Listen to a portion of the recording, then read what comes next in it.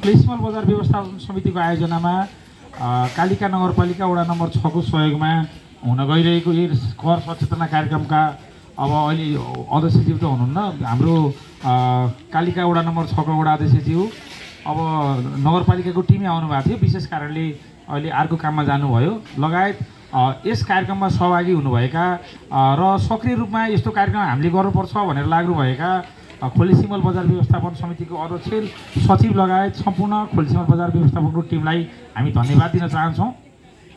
कालिका नगरपालिकाले विभिन्न समयमा कर सचेतना कार्यक्रम गर्दै आए पनि यति ठुलो मासमा सबैलाई चाहिँ राखेर भन्न चाहिँ पाउनु आज चाहिँ यो ठुलो कार्यक्रम जस्तो लाग्छ मलाई। यसमा चाहिँ यो कार्यक्रमको अवसर जुटाउनुको लागि पहल गर्नुहुने हाम्रो खोलेसिमल बजार व्यवस्थापन समितिको अध्यक्ष सविता वाग्लेज्यू र हाम्रो सचिव र नवीन अधिकारीज्यूलाई विशेष धन्यवादको पात्र हुनुहुन्छ। नगरपालिकाले आर्थिक सहयोग गरे पनि यत्रो मान्छे भेला गर्न, यो मान्छेलाई म्यानेजमेन्ट गर्न धेरै गाह्रो काम हो। यहाँहरूले यो गर्नुभयो, नगरपालिकाले आर्थिक सहयोग गर्यो। यहाँहरूलाई यो पैसा, यो आर्थिक सहयोगले पनि तपाईँहरूको आजको कार्यक्रममा केही सहयोग हुनेछ भन्ने हामीले आशा लिएका छौँ। अब मैले हामीसँग समय पनि अभाव छ, यहाँहरूको चाहिँ एउटा विशेष वनभोज पनि कार्यक्रम भएको कारणले ठाउँ पनि रमणीय छ, यहाँहरूको मुड अन्तै जान सक्ने हुनाले हामी जतिसक्यो चाँडै कार्यक्रम गरेर यो सक्नेछौँ। मेरो कार्यक्रम करिब करिब 1 घन्टा हुनेछ। 1 घन्टामा मैले 45 मिनट मैले नगरपालिकाको धारणा, कर सम्बन्धी कुराहरू, आधारित कुराहरू राख्नेछु र 15 मिनट अन्तिम समयमा चाहिँ यहाँहरूलाई केही मैले भनेका कुराहरूमा केही चाहिँ यहाँहरूको सुझाव भए अथवा केही नयाँ कुरा भयो भने चाहिँ यहाँहरूले ध्यान दिएर सुनेर मलाई त्यो कुराहरूलाई चाहिँ भन्नुभयो भने मैले भनेका कुराहरू भनेको करिब करिब नगरपालिकाको कुरा हो। नगरपालिकाले गरेका यी कुराहरूलाई चाहिँ अझै सुधार गर्नुपर्छ र यी कुराहरूलाई चाहिँ अलिकति करेक्सन गरेर लान सक्न पनि पर्छ नगरपालिकाले भन्ने तपाईँहरूले भन्नुभयो भने मैले मेरो तर्फबाट गर्नुपर्ने कुराहरू म यहीँ प्रतिबद्धता जनाउँछु र मेरो तर्फबाट गर्न सकिने कुराहरूलाई मैले नगरपालिकामा प्रस्तावको रूपमा लाने वचन गर्दछु। अब मैले अब धेरै नलम्बाइकन म अब करदाता सचेतना कार्यक्रमपट्टि अगाडि बढाउन चाहन्छु। सबभन्दा पहिला मैले धेरै भाषण थ्योरीको कुरा भन्दा पनि के हो जिस्ट कुरा मात्रै जाउँ है, किनभने यसो टाइम छैन। टाइम भए भए हामी दिनभरि गफ गर्न सक्थ्यौँ, कुनै एउटा विषयमा मात्रै 2 घन्टा पनि गफ गर्न सकिन्थ्यो। अहिले हामीसँग टाइम नभएको कारणले चाहिँ मैले खोलेसिमल बजार व्यवस्थापन समिति र नगरपालिकाको सम्बन्धबाट मात्रै अगाडि बढाएँ। मैले धेरै कुराहरू नगरपालिकाको धेरै विषयवस्तुपट्टि मैले लगिनँ। सबभन्दा पहिला खोलेसिमल बजार व्यवस्थापन समिति चाहिँ चितवनको कालिका नगरपालिकाको चाहिँ सबभन्दा ठुलो बजार हो। यो एउटा चाहिँ अभिभावक बजार जस्तै हो। खोलेसिमल बजार व्यवस्थापनको समितिले गरेको काम, खोलेसिमल बजार व्यवस्थापन समितिले गरेको व्यवस्थापन, खोलेसिमल बजार व्यवस्थापन समितिले गरेको राम्रो काम चाहिँ कालिकाको अन्य बजारले पनि सिको गर्ने हुनाले यहाँहरूबाट चाहिँ एउटा चाहिँ नेतृत्व तहमा हुनुहुन्छ। यहाँहरू र नगरपालिकाको सम्बन्ध राम्रो हुनु भनेकै अन्य व्यवसायीसँग पनि सम्बन्ध राम्रो हुनु भनेको नगरपालिकाले यो लिएको छ। सबभन्दा पहिला धेरै समस्या आइरहेको र यहाँहरूले पटक पटक उठाउनु भएको विषय के थियो भने घुम्ती व्यवसायीहरूले गर्दा चाहिँ बजारमा भएको व्यवसायीहरू चाहिँ पलायन हुन थाल्नुभयो भनेर विभिन्न बजार व्यवस्थापन समिति, त्यसमा पनि हाम्रो हरि भण्डारीज्यू हुनुहुन्थ्यो पहिला यो समितिको अध्यक्ष र अहिलेको सविता वाग्लेज्यू, उहाँहरूले चाहिँ पटक पटक कुरो उठाउनुभयो। अब मानव प्याज दोकानमा बेचिरहेछ, एउटा चाहिँ कहाँबाट चाहिँ कर नतिरे भन्सार नतिरे मान्छेले चाहिँ प्याज ल्याएर 10 रुपियाँ किलो सस्तो दिन्छ, सबै मान्छे त्यहाँ जान्छ। हुन त जनताले सस्तोमा पायो, तर यहाँ सटर भाडा तिरेको, व्यवसाय कर तिरेको, डेकोरेसन गरेको, त्यो त सबैले भोलि त बजार बन्द गरेर ठेलागाडामा हालेर बेचे भइहाल्यो। यो कुराहरू उठाइसकेपछि नगरपालिकाले हामीले करिब के गर्यौँ भने यो चितवन जिल्लामै अरूले नि गर्नु भएको छ, तर हामीले कडा स्वरूपमा के गर्यौँ भने घुम्ती व्यवसायी, ई रिक्सा, ठेलागाडाहरूलाई चाहिँ हामीले यो वैशाखको महिनाबाट चाहिँ हामीले उहाँहरूलाई के गर्यौँ भने नगरपालिकाको अनुमति लिएर मात्रै उहाँलाई सञ्चालन गर्न दिन्छौँ। हामीले दिन भन्न मिल्दैन, किनभने यहाँहरूको अगाडि गफ गर्दा त दिन भन्न सकिन्थ्यो, तर त्यसले त कति मान्छेलाई रोजीरोटी दिएछ, कतिलाई रोजगारी दिएछ, कतिले चाहिँ बिचौलियाबाट चाहिँ मुक्ति पाएर उसले सिधै घरमा उत्पादन भएको टमाटर बेच्न पाएको छ, घरमा उत्पादन भएको तरकारी बेच्न पाएको छ। यो कुराहरूलाई मध्यनजर गर्दै नगरपालिकाले एकदमै अनुमति लिएर मात्रै घुम्ती व्यवसाय गर्न पाउने गरी नगरपालिकाले व्यवस्थापन गरेको छ। आजबाट हामीले जरिवाना आज जेठ 1 गतेबाट जरिवाना सुरु गरिसक्यौँ। अहिले म यहाँ आउनुभन्दा अगाडि पनि हामीले 2-3 जनालाई चाहिँ उहाँलाई समातेर ती साथीहरूलाई जरिवाना पनि गरिसकेको छ। यो कुरा चाहिँ नगरपालिकाको आधिकारिक फेसबुक, आधिकारिक वेबसाइटमा बेलुका आउँछ।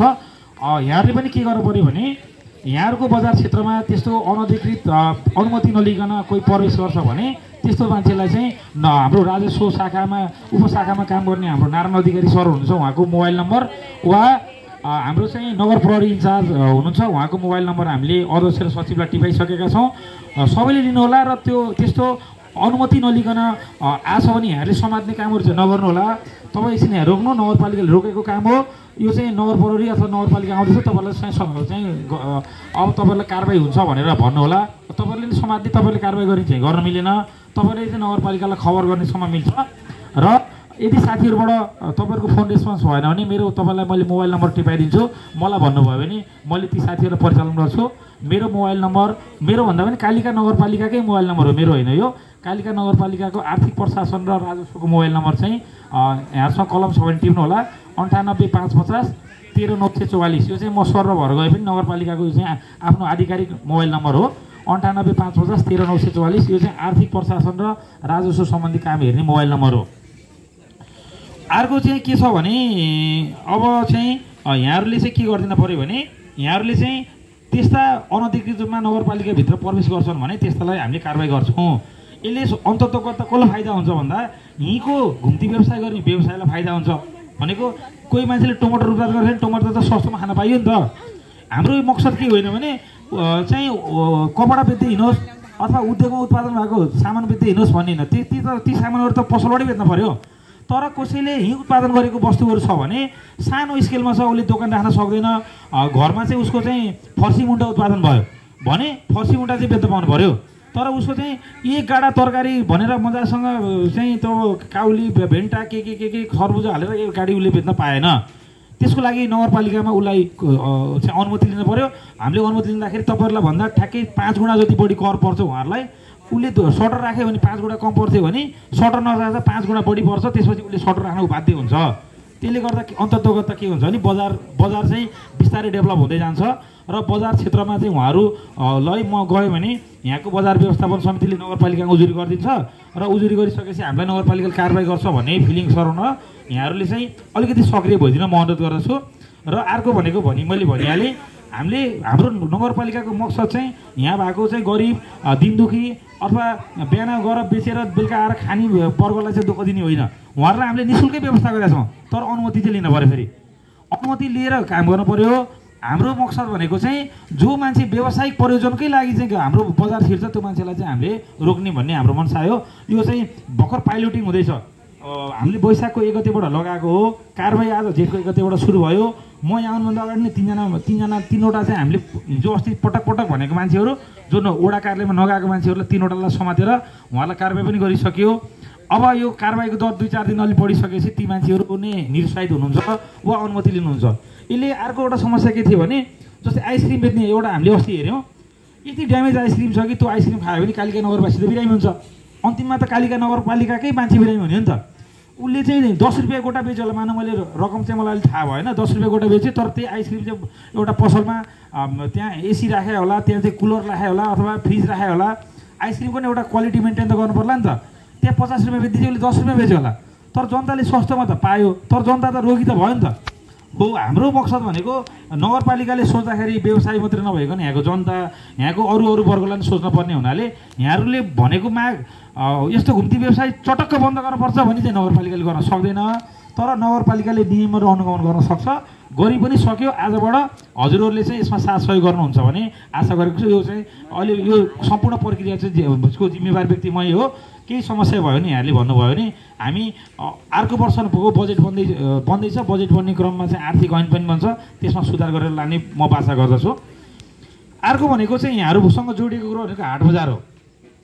हाट बजार चाहिँ हुनुहुन्न भन्ने होइन। हाट बजारको कन्सेप्ट भनेको के हो भने गाउँमा उत्पादन भएको वस्तु अथवा कुनै चाहिँ पसल राख्न नसक्ने मान्छेले उत्पादन गरेको वस्तु चाहिँ बेच्ने कन्सेप्टमा हाट बजारको सुरुवात भएको हो। जसले सटर लिएर पसल राख्न सक्दैन त्यस्तो मान्छेले चाहिँ कहाँ गएर बेच्ने भन्दाखेरि एउटा हाट बजार अथवा एउटा स्टलमा गएर बेच्ने हो। त्यसको लागि नगरपालिका अथवा त्यहाँ गोडाले समय तोकिदिन्छ, त्यहाँ अनुमति लिएर बेच्न मिल्ने कुरो मात्रै बेच्ने हो। तर हाम्रो हाट बजारको कन्सेप्टमा के भइरहेको भने त्यहाँ चाहिँ पसलमा बेच्ने जति सबै सामान बेचिरहनु भएको छ, यो चाहिँ पाइँदैन, यो चाहिँ नपाउने नै कुरा हो। यसको लागि हामीले यो पनि हामीले चाहिँ कार्यान्वयन ल्याइसक्यौँ। यो जेठको 1 गते आजकै मितिबाट चाहिँ जो अनधिकृत रूपमा जो प्रोसेस आउनु भएको छैन ती सबै आजबाट बन्द भयो। हाट बजार ती खुल्दैन। त्यसको लागि हामीले एउटा समिति बनाएको छौँ, हाट बजार अनुगमन समिति भनेर बनाएको छौँ। त्यो भनेको चाहिँ कालिका नगरपालिकाको आर्थिक विकास समितिको संयोजक हुनुहुन्छ। त्यसको संयोजक भनेको अहिलेको लागि दीपक सिंह परियार हुनुहुन्छ।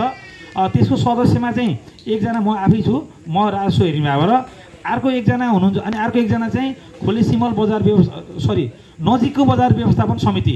खोलेसिमल वरिपरि चाहिँ त्यहाँनिर हाट बजार आउँदैछ भने त्यहाँको व्यवस्थापन समितिको अध्यक्ष पनि त्यो समिति हुनुहुन्छ। अब हामीले अर्को चाहिँ हाम्रो यो सम्बन्धी सबै हेऱ्यौँ भनेको चाहिँ आर्थिक विकास शाखा हुनुहुन्छ प्रकाश सर चाहिँ यसको सदस्य सचिव हुनुहुन्छ। हामीले अनुमति यो मान्छेले अनुमति दियो भने मात्रै अनुमति पाउँछ र यो समितिलाई अर्को अधिकार के छ भने त्यो हाट बजारमा बेच्न मिल्ने कुरो पो बेचे छैन कि के हो भन्ने कुरो उसले अनुमति दिँदाखेरि त म यो बेच्छु भन्छ। पहिला नै हामीले अनुमति दिँदाखेरि नै टाइट गरिन्छ र पछि सञ्चालन गर्दाखेरि चाहिँ त्यो ठिक छ कि छैन भनेर हामीले चाहिँ पछि अनुगमन समितिले हामीसँग अधिकार छ, उहाँलाई तुरुन्त कारबाही गर्न पाउँछौँ। एकचोटि यदि उसले हाम्रो नगरपालिकाले भनेको नियम वा उसँग गरेको सम्झौताभन्दा बाहिर गयो भने उसलाई 50,000 रुपियाँ कारबाही छ। त्यो भने ठुलो रकम हो। उसले चाहिँ त्योमा जानु हुँदैन भन्ने जरिवाना भनेको तिर्ने कुरा पनि होइन, नगरी कुरा हो। जरिवाना त तर्साउन राख्ने हो, तिर्न राख्ने चिज होइन। तिर्दाखेरि मर्का पर्छ। सकेसम्म उसले नगरोस् भन्ने चाहिँ कालिका नगरपालिकाको मनसाय हो। र अर्को यसमा हाट बजारकै सम्बन्धमा कालिका नगरपालिकाले गरेको निर्णय के छ भने मुख्य बजार क्षेत्रबाट 500 मिटर वरिपरि हाट बजार राख्न पाइँदैन भनेको। मुख्य बजार क्षेत्र के हो भन्ने कुरो चाहिँ अलिकति समस्या छ। त्यसको लागि चाहिँ खोलेसिमल बजार व्यवस्थापन समितिले निर्णय गर्नु न। हाम्रो मुख्य बजार क्षेत्र यसको घरदेखि यता, यसको घरदेखि यता, यसको घरदेखि यता, त्यो त तपाईँको अधिकार हो। तर हामीले हाम्रो नगरपालिकाले के निर्णय गर्दैछौँ भने कुनै पनि बजार मुख्य बजार भनेर हामीले कालिकाले 5वटा बजारलाई लिएको छ अहिले। खोलेसिमल, लाउरेचोक तथा कलापचोक 2 नम्बरमा, 3 नम्बरमा पदमपुर, 4 मा जुटपानी, 5 मा शक्तिगढ। अहिले हामीले 5वटा बजारलाई चाहिँ नगरपालिकाले मुख्य बजार भनेछ। मुख्य बजारको मुख्य क्षेत्र कुन हो नि त भन्ने कुरो तपाईँले डिफाइन गर्नु। त्यसको 500 मिटर वरिपरि चाहिँ हामीले चाहिँ हाट बजार राख्न नमिल्ने गरेर दिएका छौँ। तर आजसम्म त्यसले सञ्चालन गरिरहेछ भने चाहिँ 1 वर्षसम्म त्यसले ती सञ्चालन गर्न पाउँछ, अनुमति पनि पाउँछ। 1 वर्षभित्र उसले ठाउँ हेरेर सार्नुपर्छ। 500 मिटर भन्दा त माथि सार्नुपर्छ। अहिलेसम्म सञ्चालन भइरहेको हाट बजारको हकमा मैले बुझेअनुसार खोलेसिमलमा समस्या छैन। यो कुरा पदमपुर, जुटपानीमा चाहिँ अलिकति समस्या रहेछ। उहाँहरूको चाहिँ सटरै अगाडि हाट बजार राखिदिने, सटर बेच्ने सामान हाट बजारमा बेचिसकेपछि सटर बन्द हुने सम्भावना छ। यसलाई हामीले उहाँहरूलाई पनि गाह्रो नहुने, सटरवालालाई पनि गाह्रो नहुने। हामीले नगरपालिकाले सोच्दाखेरि चाहिँ सटरवालाको प्रोटेक्सन बुझ्नु पर्छ। किनभने उहाँहरूले कर तिर्नु भएको छ, उहाँहरू भएन भने भोलि कर उठ्दैन। हाम्रो त हाम्रो स्रोतलाई नै बन्द गर्ने गरी हामीले निर्णय गर्न सक्दैनौँ। तर मैले भनिहालेँ, फेरि यसमा पनि फेरि एउटा कुरो भनिहालेँ, हाट बजार भनेको विशुद्ध कालिका नगरवासी जसले दोकान खोल्न सक्नुहुन्न, सटर राख्न सक्नुहुन्न, उत्पादन गर्नुभएको छ अथवा रोजीरोटीको लागि चाहिँ थोरै केही चिजहरू जुन हाम्रो सटर नपाइने चिजहरू चाहिँ बजारबाट किनेर ल्याउनुहुन्छ, एक दिन आउनुहुन्छ, बेच्नुहुन्छ, जानुहुन्छ, त्यसो पाइयो। तर सटरै राखेर बेच्न मिल्ने चिजहरूलाई हामीले चाहिँ एकैचोटि चाहिँ सक्दैनौँ। बिस्तारै निरुत्साहित गर्दै लगेर त्यसलाई सुन्नामा झार्नुपर्छ। र कालिका नगरपालिकाको उत्पादनहरूलाई प्रमोसन गर्ने गरेर लगाएका छौँ। यहाँहरूको गर्नुपर्ने सहयोग भनेको चाहिँ यहाँहरूको मानव खोलेसिमल बजार व्यवस्थापनको वरिपरि हाट बजार आउने भयो भने खोलेसिमल बजार व्यवस्थापन समितिको अध्यक्ष नै त्यो समितिको सदस्य अटोमेटिक रूपमा आउनुहुन्छ। उहाँहरूले चाहिँ अडान के लिनु पऱ्यो भने भएपछि त त्यो कार्य नै हुँदैन नि त। यो चाहिँ तपाईँहरूलाई चाहिँ मैले अनुरोध पनि गरेँ। तर यो भन्दैमा कुनै गरिब, कुनै चाहिँ बिहान चाहिँ यसो तरकारी उत्पादन गरेर बेलुका बेच्छु भन्ने मान्छेलाई निरुत्साहित गर्दैन। त्यो भएन भने अन्तिममा नगरपालिकाले आफै एउटा कुनै ठाउँमा हाट बजार जस्तो बनाएर फ्रीमा चाहिँ हामीले यो ठाउँमा चाहिँ कोही कालिका नगरवासीले केही बेच्न चाहनुहुन्छ, आफै उत्पादन गरेर चिज। अब म कपडा ल्याएर बेच्छु भन्ने भनेको चाहिँ त्यो चाहिँ अनौठो कुरा भयो। कपडा बेच्नलाई त त्यसको चाहिँ क्वालिटी मेन्टेन गर्नु पर्ला, त्यो चाहिँ फोहोर नलाग्नु पर्ला, के गर्नु पर्ला। अब त्यो चाहिँ ऱ्यान्डमली चाहिँ त्यो भुइँमा माटोमा कपडा बेच्न पाइँदैन, भुइँमा आइसक्रिम बेच्न पाइँदैन। अब माछा बेच्छु भने नि माछाको लागि छुट्टै सफा गर्ने ठाउँ चाहियो। फोहोर माछा बेच्न पाइएन, माछा बेच्दा त्यहाँ वरिपरि दुर्गन्धित बनाउन पाइएन। त्यसको आफ्नै क्राइटेरिया छ, सबै बनाएको छौँ। यो चाहिँ तपाईँहरूले चाहिँ कालिका नगरपालिकाको वेबसाइटमा गएर चाहिँ हाट बजार निर्देशिका 2081 भनेर बनाएको छ, यहाँहरूले हेर्नुहोला। त्यो संविधान जस्तो होइन, चेन्ज गर्न मिल्छ। यदि केही समस्या छ भने हामीले त छलफल गराएरै कार्यान्वयन गरेका छौँ, धेरै एस्पेक्टबाट सोचेर। यदि त्यहाँ केही समस्या छ भने त्यो हामीले फेरि परिवर्तनको लागि पनि लान सकिन्छ। त्यो चाहिँ हजुरहरूले सुझाव दिनुपर्ने हुन्छ। तर हामीले चाहिँ बजार व्यवस्थापन समितिलाई नै सही गराएर हामीले पारित गरे भएर करिब करिब तपाईँहरूको अब्जेक्सन छैन कि भन्ने हो। बजार व्यवस्थापन समितिले चाहिँ सही गरेर ध्यान दिनु पऱ्यो, किनभने सही गरेर आएपछि त भोलि त हामीले त सही त आधिकारिक हुन्छ। बजार व्यवस्थापन समिति अध्यक्षले सही गर्ने अनि त्यहाँको सदस्यले मान्दिनँ भन्न चाहिँ पाइँदैन। फेरि तपाईँहरूले अध्यक्षलाई बरु योसम्म तपाईँले सही गर, योभन्दा बढी नगर भनेर तपाईँले अधिकार दिने हो। तर व्यवस्थापन समिति अध्यक्ष मानव खोलीसम्म बजार व्यवस्थापन समितिको अध्यक्षले चाहिँ कुनै खाममा गएर सही गरेर आयो भने चाहिँ त्यहाँको व्यवसायले चाहिँ मान्नै पर्ने हुन्छ। यहाँहरूले चाहिँ बरु नेतृत्व समितिलाई झकझगाउने काम चाहिँ यहाँहरूको हो। अब मैले यो हाट बजार सम्बन्धी पनि भने। अब अर्को चिज भनेको चाहिँ मेयर साहबले थोरै भनेर जानुभएको थियो असल करदाता भन्ने। असल करदाता नीति चाहिँ कालिका नगरपालिकाले लिएको छ। अहिले चाहिँ हामीले अहिलेसम्म कर बुझाउनेले हामीले स्टिकर दियौँ। अब साउनको 1 गतेबाट चाहिँ तपाईँहरूले वडा कार्यालयमा नगरपालिका कर बुझाउन जानुभयो भने बुझाएकै बेलामा तपाईँलाई एउटा स्टिकर आउँछ। अहिले एउटा सानो मिस्टेक भएछ, त्यो स्टिकरमा चाहिँ त्यो व्यवसायको नाम अनि त्यो ठाउँ खुल्यो भयो नि त, त्यो त आफै छपार ल्याएर पनि टाख्न सक्ने भयो। हामीले त्यो चाहिँ व्यवसायको नाम अनि त्यसपछि कुन मितिमा बुझाएको हो अनि त्यो दिने अधिकारीको हो, त्यहाँको वडा सचिव हो कि वडा अध्यक्षको त्यो सही गरेर दिन्छौँ। त्यो भएपछि आधिकारिक हुन्छ। अहिले त आफै छपारण मिल्ने गरेर बनेछ। पहिलो प्राक्टिस हो, बिस्तारै हुँदै जाने हो, सिक्दै जाने हो। अब हामीले चाहिँ त्यो चाहिँ तपाईँहरूलाई साउन 1 गतेबाट साउन 1 गते प्रत्येक वडामा पहिलो कर तिर्ने मान्छेलाई हामीले सम्मान पनि गर्छौँ। त्यहीँ खादा सम्मान भनेको खादा उडाउने अब टिका सिका लगाइदिने होला, प्रत्येक साउन 1 गते गर्छौँ। र त्यो दिन सबै त्यो दिनबाट हामी सधैँ जो मान्छे कर तिरेर आउनुहुन्छ त्यो कर तिरेर आउने मान्छेलाई चाहिँ हामीले त्यहीँ हामीले स्टिकर दिने व्यवस्था गर्छौँ। अहिलेको हकमा यदि तपाईँहरूले स्टिकर लिनु भएको छैन भने कर बुझाउनु भएको छ भने वडा कार्यालयमा सम्पर्क गरेर स्टिकर लिन सक्नुहुनेछ। स्टिकरले पनि एउटा के हुन्छ भने बाहिरबाट हेर्दा पनि नगरपालिका लोगो सोगो भएको यताउता छ। अब त्यो अब तपाईँले प्रमाणपत्र अगाडि राखिरहनु पर्दैन। स्टिकर त्यो टाँसेपछि अहिले कर बुझाएछ भने अटोमेटिक भयो। हाम्रो पहिला के समस्या थियो भने बजार अनुगमनको नाममा चाहिँ उसले आतङ्क मचाएको थियो। नगरपालिकाबाट बजार अनुगमन आयो रे भनेपछि चाहिँ व्यवसायहरू सटर बन्द भाग्ने अवस्था भइसकेपछि मैले यो शाखा हेरेको जम्मा 1.5 वर्ष भयो। म फेरि तपाईँलाई थाहा छैन म कालिकावासी हो। कालिकामा पनि साबिक जुटपानी 1 तपाईँहरूको खोलीसिमलबाट जस्ट 500 अथवा 1 किलोमिटर माथि मेरो घर हो। यहाँको समस्या तपाईँले जति बुझ्नुभयो त्यो 2 गुणा चाहिँ मैले बुझेको छु, किनभने मैले यही विषयमा पढेको यही विषयमा काम गरेको भएर मैले बुझेको छु। अनि मेरो पहिलो नै के थियो भने यदि रासो मैले चलाउने हो भने मैले चाहिँ यहाँको नगरवासीलाई दुःख दिनुहुन्न। किन भन्नाले यहाँको नगरवासी भनेकै व्यवसायी हो, उहाँहरूलाई तर्साएर पनि कर उठाउन चाहिँ हामीले सकिँदैन। भनिसकेपछि नगर प्रमुखज्यू चाहिँ कन्भिन्स भइसकेपछि हामीले कुनै पनि दिन चाहिँ हाम्रो प्रहरीभन्दा बाहिरी मान्छे ल्याएर हामीले गरेनौँ। हामीले चाहिँ सकेसम्म चाहिँ जिल्लाको मान्छे पनि नबोलाउने, हामी नै आफै गर्ने गरेर हामीले लग्यौँ। अझै उहाँलाई तर्साउने भन्दा नि उहाँलाई चाहिँ गर्नुहोस् है भन्ने अनुरोध कार्यक्रम लिएर आयौँ हामीले। तपाईँले यसको रिजल्ट देख्नु भएको छ। कालिका नगरपालिकामा 74 सालमा दर्ता गरेको व्यवसायीहरूले 6 वर्ष कर तिर्नु भएन।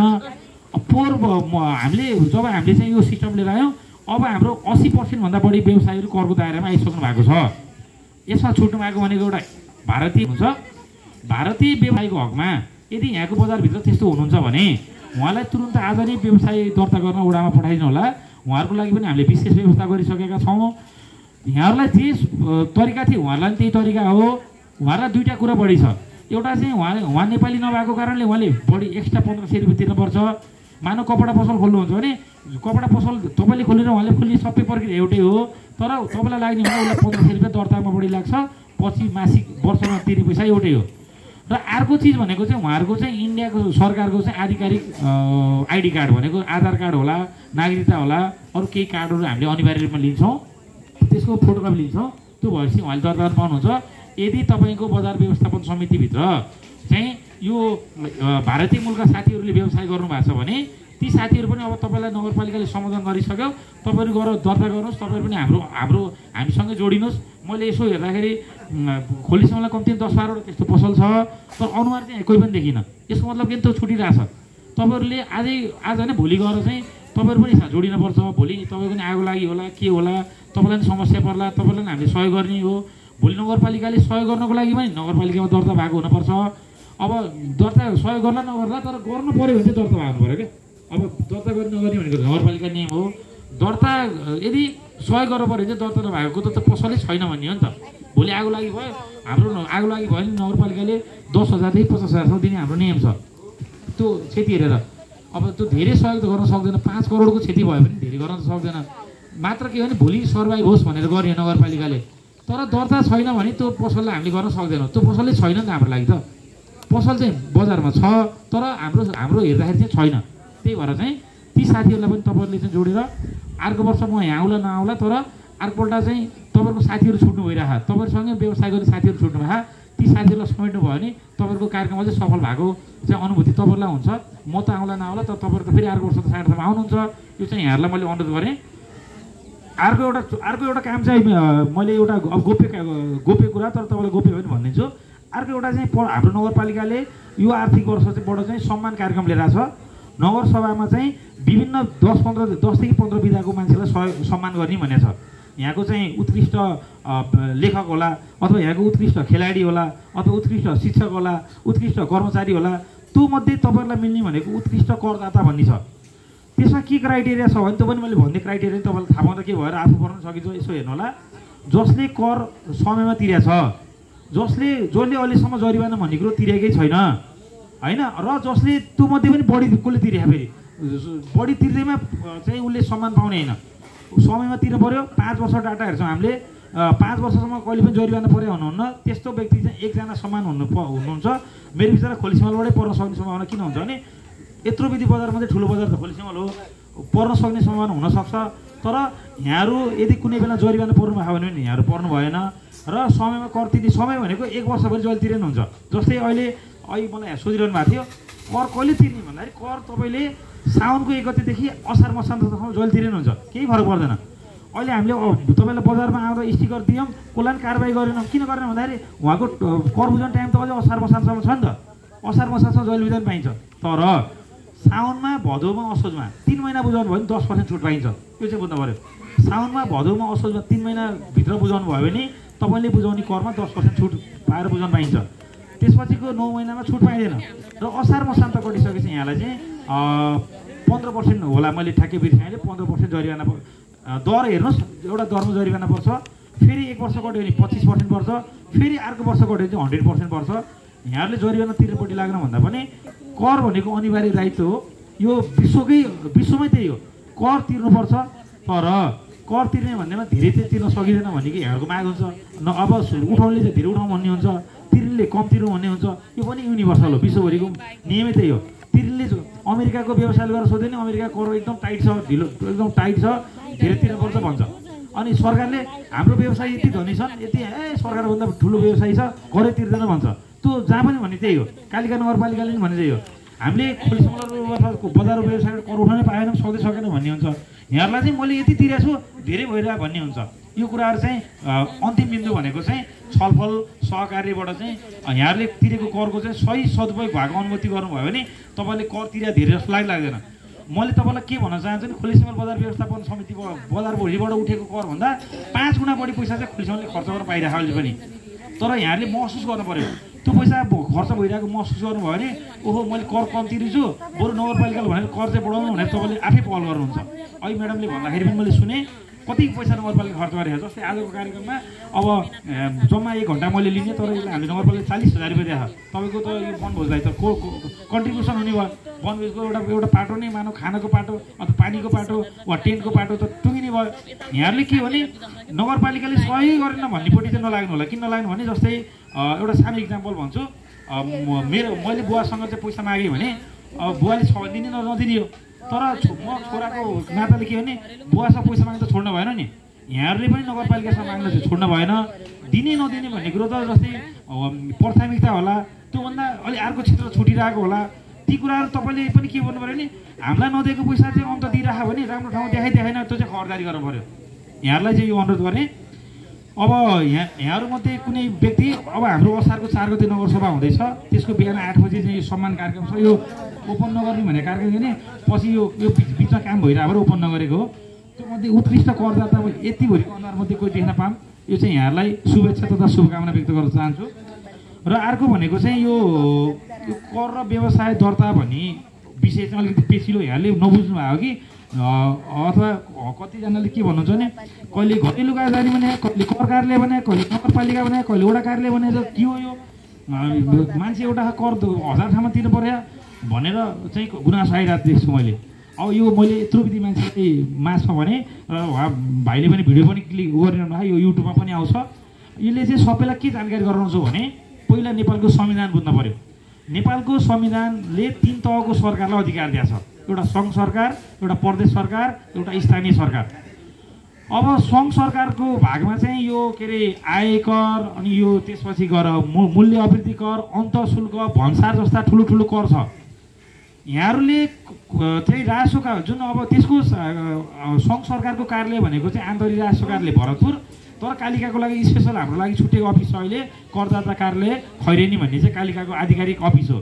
यसको चाहिँ ठुलो अफिस भरतपुरको अफिस हो, यसको ठुलो अफिस चाहिँ काठमाडौँमा छ, आन्तरिक राजस्व विभाग भन्ने छ। यहाँहरू चाहिँ अब सिधै चाहिँ हामी करदाता कार्यालय खैरेनीको चाहिँ ग्राहक हुनुभयो सङ्घको लागि। त्यसमा तपाईँले तिर्ने पर्ने कर भनेको चाहिँ आयकर र मुवा कर हो। यहाँले के बुझ्नु पऱ्यो भने सबैजनाले चाहिँ अब त्यहाँको नियममा छिर्नै पर्ने हुन्छ, छिर्दैन भन्न पाइएन। अब त्यहाँको लागि केही बढी छ कम छ भने चाहिँ सङ्घीय माननीयज्यूलाई भन्नु पऱ्यो। यहाँले अब नगरपालिका मेयरसाल भनेर केही हुन्न, त्यहाँको कानुन फेर्ने जति तपाईँ मसँग प्रत्यक्ष बोल्न पाउनु भयो त्यहाँको माननीयसँग त बोल्न पाउनुहुन्न। मानव भ्याटमा बढी भएको छ, प्यानमा बढी भएको छ, प्यानमा दुःख पाइरह्यो भने सबभन्दा पहिला त्यही कार्यालयको प्रमुखलाई गएर सम्पर्क गर्ने, सर यस्तो भए यो चाहिँ तपाईँले समाधान गर्नु पऱ्यो भनेर भन्ने होइन। भने कानुनी कुरामा परिवर्तन गर्नु छ भने सङ्घीय यहाँले भोट हाल्नु भयो नि त, कुनै सङ्घीय माननीय जित्नु भयो, सङ्घीय माननीयज्यूलाई भनेर यो कुरा चाहिँ व्यवसायलाई साह्रै गाह्रो भयो, तपाईँले यो कर नीतिमा परिवर्तन गरिदिनु पऱ्यो भन्ने। हाम्रो के भयो भने एउटाले कर ल्याएको छ, अर्कोले गाली खाइरहेको, यो चाहिँ यहाँले बुझ्नु पऱ्यो। यो संविधानले दिएको अधिकारबाट त्यहाँ चाहिँ आयकर र भ्याटको कुरा मात्रै तपाईँसँग सम्बन्धित, दुईवटा अन्तःशुल्क पनि हो क्या, 3वटा चिजहरू मात्रै तपाईँको त्यो कर कार्यालयसँग सम्बन्धित हुन्छ। अब अर्को भनेको चाहिँ प्रदेशको अधिकार के छ भने व्यवसाय दर्ता गर्ने अधिकार प्रदेशलाई छ। फेरि तपाईँको व्यवसाय दर्ता प्रदेशबाट हुन्छ। प्रदेशको कुन अफिसबाट हुन्छ भन्दाखेरि अहिलेको नाम फेरेको छ, पहिलाको घरेलु तथा साना उद्योग कार्यालय भन्ने हो, अहिले त्यसको नाम चाहिँ उद्योग तथा वाणिज्य कार्यालय भरतपुर भन्ने छ। त्यो मालपोतभन्दा तल हुलाकभन्दा माथि एउटा अफिस छ, साबिकको घरेलु तथा साना उद्योग कार्यालय, अहिलेको चाहिँ उद्योग वाणिज्य कार्यालय चितवन भन्ने छ, यो प्रदेशको अफिस हो। यसको काम भनेको चितवन जिल्लाभरिको अथवा अरू जिल्लामा छ होला मैले ठ्याक्कै थाहा छैन कार्यक्षेत्र, त्यहाँको व्यवसाय दर्ता गर्ने हो। तर उसले पनि के गरेछ भने उसले अधिकार कानुनमा के गरेछ भने उसको अधिकार भए पनि 5 लाख हुने मुनिको अधिकार काम चाहिँ ती पालिकामा गर्नु म उठाउनु पर्दैन भनेर उसले अधिकार दिएको छ। यदि यहाँको 5 लाखभन्दा कमको व्यवसाय, यहाँको मात्रै नबुझ्नु होला, यहाँ तपाईँहरू मात्रै नबुझ्नु, तपाईँहरू कोही मान्छे आएर तपाईँ त व्यवसाय दर्ताहरू भयो, म नि गर्न लागेको के गर्ने भनेर सल्लाह दिँदा पनि सही सल्लाह दिन पर्ने हुन्छ। 5 लाखभन्दा कमको व्यवसाय दर्ता गर्नु छ भने अब तपाईँ नगरपालिका जानु सिधै, 5 लाखभन्दा बढीको व्यवसाय दर्ता गर्नु छ भने चाहिँ तपाईँ चाहिँ उद्योग वाणिज्य कार्यालय भरतपुर जानुहोस्। यो कुन कानुनअनुसार हुन्छ भन्दाखेरि प्रदेशको व्यवसाय दर्ता सम्बन्धी कानुन छ, त्यो कानुनअनुसार हुन्छ। यदि यहाँहरूले अलिकति समय पनि छ भने गुगलमा प्रदेशको बागमती प्रदेशको व्यवसाय दर्ता सम्बन्धी ऐन भन्ने छ, त्यसलाई क्लिक गर्नुहोस्। के सामा व्यवसाय दर्ता गर्दा के चाहिन्छ भन्ने कुरो ती लेखेको छ, ती पढ्नुहोस्। अनि त्यो पढिसकेपछि तीबाट थाहा हुन्छ। हाम्रो के भयो भने थाहा नपाइकन चाहिँ धेरै टाइम झुल्ने, एकपल्ट सोध्न जाने, अर्कोपल्ट कागज लिएर जाने, अर्कोपल्ट यो मिस्टेक भयो भने फेरि भयो दुःख दियो मलाई भन्ने, त्यो दुःख दिए होइन। तपाईँले कानुनमा पेस गर्नुभयो भने 1 घन्टाभित्र भयो भने त छ त तपाईँको त्यो जिल्ला प्रशासनमा रुजुरी गर्नुहोस्, अख्तियारमा रुजुरी गर्नुहोस्, यहाँको कर्मचारी मलाई दुःख दियो भनेर। तर यहाँहरूले कुरो नबुझ्ने अनि यो कागज ल्याइदियो भन्दाखेरि चाहिँ हामीलाई दुःख दियो भनेर भन्न पाउने अधिकार चाहिँ यहाँहरूलाई पनि हुँदैन।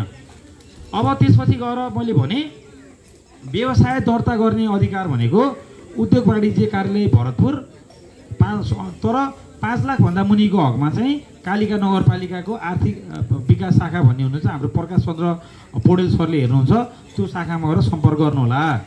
र यसको रिन्यू के हुन्छ भने प्रदेश कानुनमा के लेखेको छ भने एकचोटि दर्ता गरेपछि 5 वर्षसम्म रिन्यू गर्न पर्दैन। 5 वर्षपछि चाहिँ फेरि जहाँ गएर दर्ता गर्छ त्यहाँ गएर रिन्यू गर्नुपर्छ। पहिलोचोटिको हकमा नगरपालिका गर्नु भयो भने नगरपालिका जानु पऱ्यो, 3 लाखभन्दा मुनिकोले, 3 लाखभन्दा माथिकोले चाहिँ त्यहाँ जानु पऱ्यो। र त्यसपछिको हकमा चाहिँ प्रत्येक 2-2 वर्षमा रिन्यू हुन्छ। पहिलोचोटिको रिन्यू 5 वर्षमा हुन्छ, त्यसपछिको हकमा चाहिँ प्रत्येक 2-2 वर्षमा रिन्यू गर्ने गरी कानुनी व्यवस्था छ। अब यहाँहरूले पहिला योभन्दा अगाडि फेरि अर्कै कानुन थियो सङ्घको, त्यो अनुसार गर्नुभएको भने यहाँहरूले अहिलेसम्म घरेलु उद्योग वाणिज्य कार्यालयमा छ भने 3 लाखभन्दा तल छ भने नगरपालिका ल्याउनु भयो भने करको दर पनि सस्तो पर्छ, त्यहाँ जानु परेन। यहाँले ठाउँसारी पनि गर्न सक्नुहुनेछ। र नगरपालिकामा 5 लाखभन्दा बढीको छ भने त्यो फेरि यहाँ रिन्यू गर्न आउने होइन, त्यसलाई पनि ठाउँसारी गरेर घुवा लैहाल्नु होला। नेपालको कानुन फेरिसकेपछि कानुनअनुसार चल्नुपर्ने हुन्छ। र अर्को चिज त्यहाँ बुझ्नुपर्ने कुरो के छ भने कुनै कुराहरूलाई चाहिँ प्रदेश कार्यालयले गर्न सक्दैन, हाम्रो कालिकाले गर्न सक्दैन। इक्जाम्पल पेट्रोल पम्प खोल्छु भन्यो भने प्रदेश कार्यालयले गर्न सक्दैन, हामीले गर्न सक्दैनौँ, त्यो आयल निगमबाट दर्ता गर्नु पऱ्यो। कम्पनी खोल्छु भन्यो भने त्यसले पनि सक्दैन, हामीले सक्दैन, कम्पनी हाम्रो रजिस्ट्रार कार्यालय चाहिँ त्रिपुरेश्वर जानु पऱ्यो। होइन म औषधि पसल खोल्छु भने त्यो औषधि व्यवस्था विभाग जानु पऱ्यो।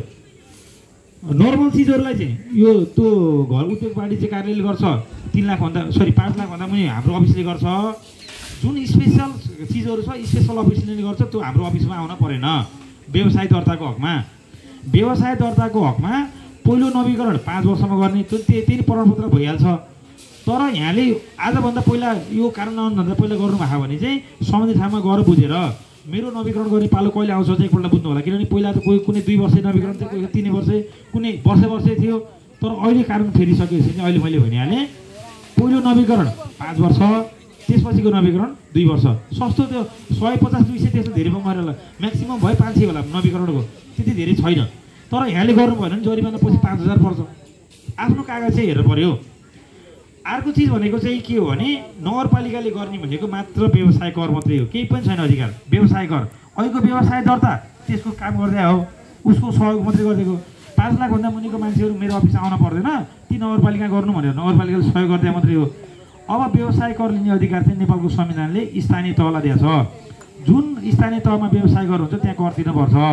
अब कालिका नगरपालिकाले के निर्णय गरेको छ भने हामी नगरपालिका लिँदैनौँ, ओडालाई दिन्छौँ। किनभने त्यो मान्छे पनि किन नगरपालिका आउनु पऱ्यो, ओडामै व्यवसाय कर तिर्नु भनेर चाहिँ व्यवसाय करको अधिकार चाहिँ हामीले ओडामा दिएका छौँ।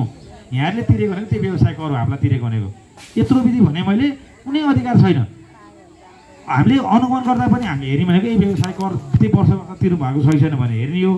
अनि व्यवसाय दर्ता छैन हेर्ने कारण चाहिँ के भने 5 लाखभन्दा मुनि भयो हाम्रो अफिसमा आउनु, 5 लाखभन्दा माथि भयो उता जानु भनेर भनिदिने हो। योभन्दा अगाडि अन्य कार्यालयमा छ भने त्यो सार्न मिल्छ, तपाईँले सार्नु होला। फेरि त्यसको अवधि छ, त्यो ऐनमा कति वर्ष सारिसक्नुपर्छ, नसारी जरिवाना पर्छ भन्ने छ। मानौ यहाँको रत्न कालिका नगरपालिकामै दर्ता भइरहेको थियो, तर 5 लाखभन्दा ठुलो छ, त्यो उता सार्नु पर्ने भयो। अहिले फ्रीमा सार्न पाइन्छ, तर फेरि पछि पनि पैसा लाग्छ। तपाईँको घरेलुमै दर्ता भइरहेको थियो, तपाईँको चाहिँ त्यहाँ चाहिँ 5 लाखभन्दा मुनिको छ, त्यसलाई नगरपालिका सार्न मिल्छ, तर अहिले पैसा लाग्दैन।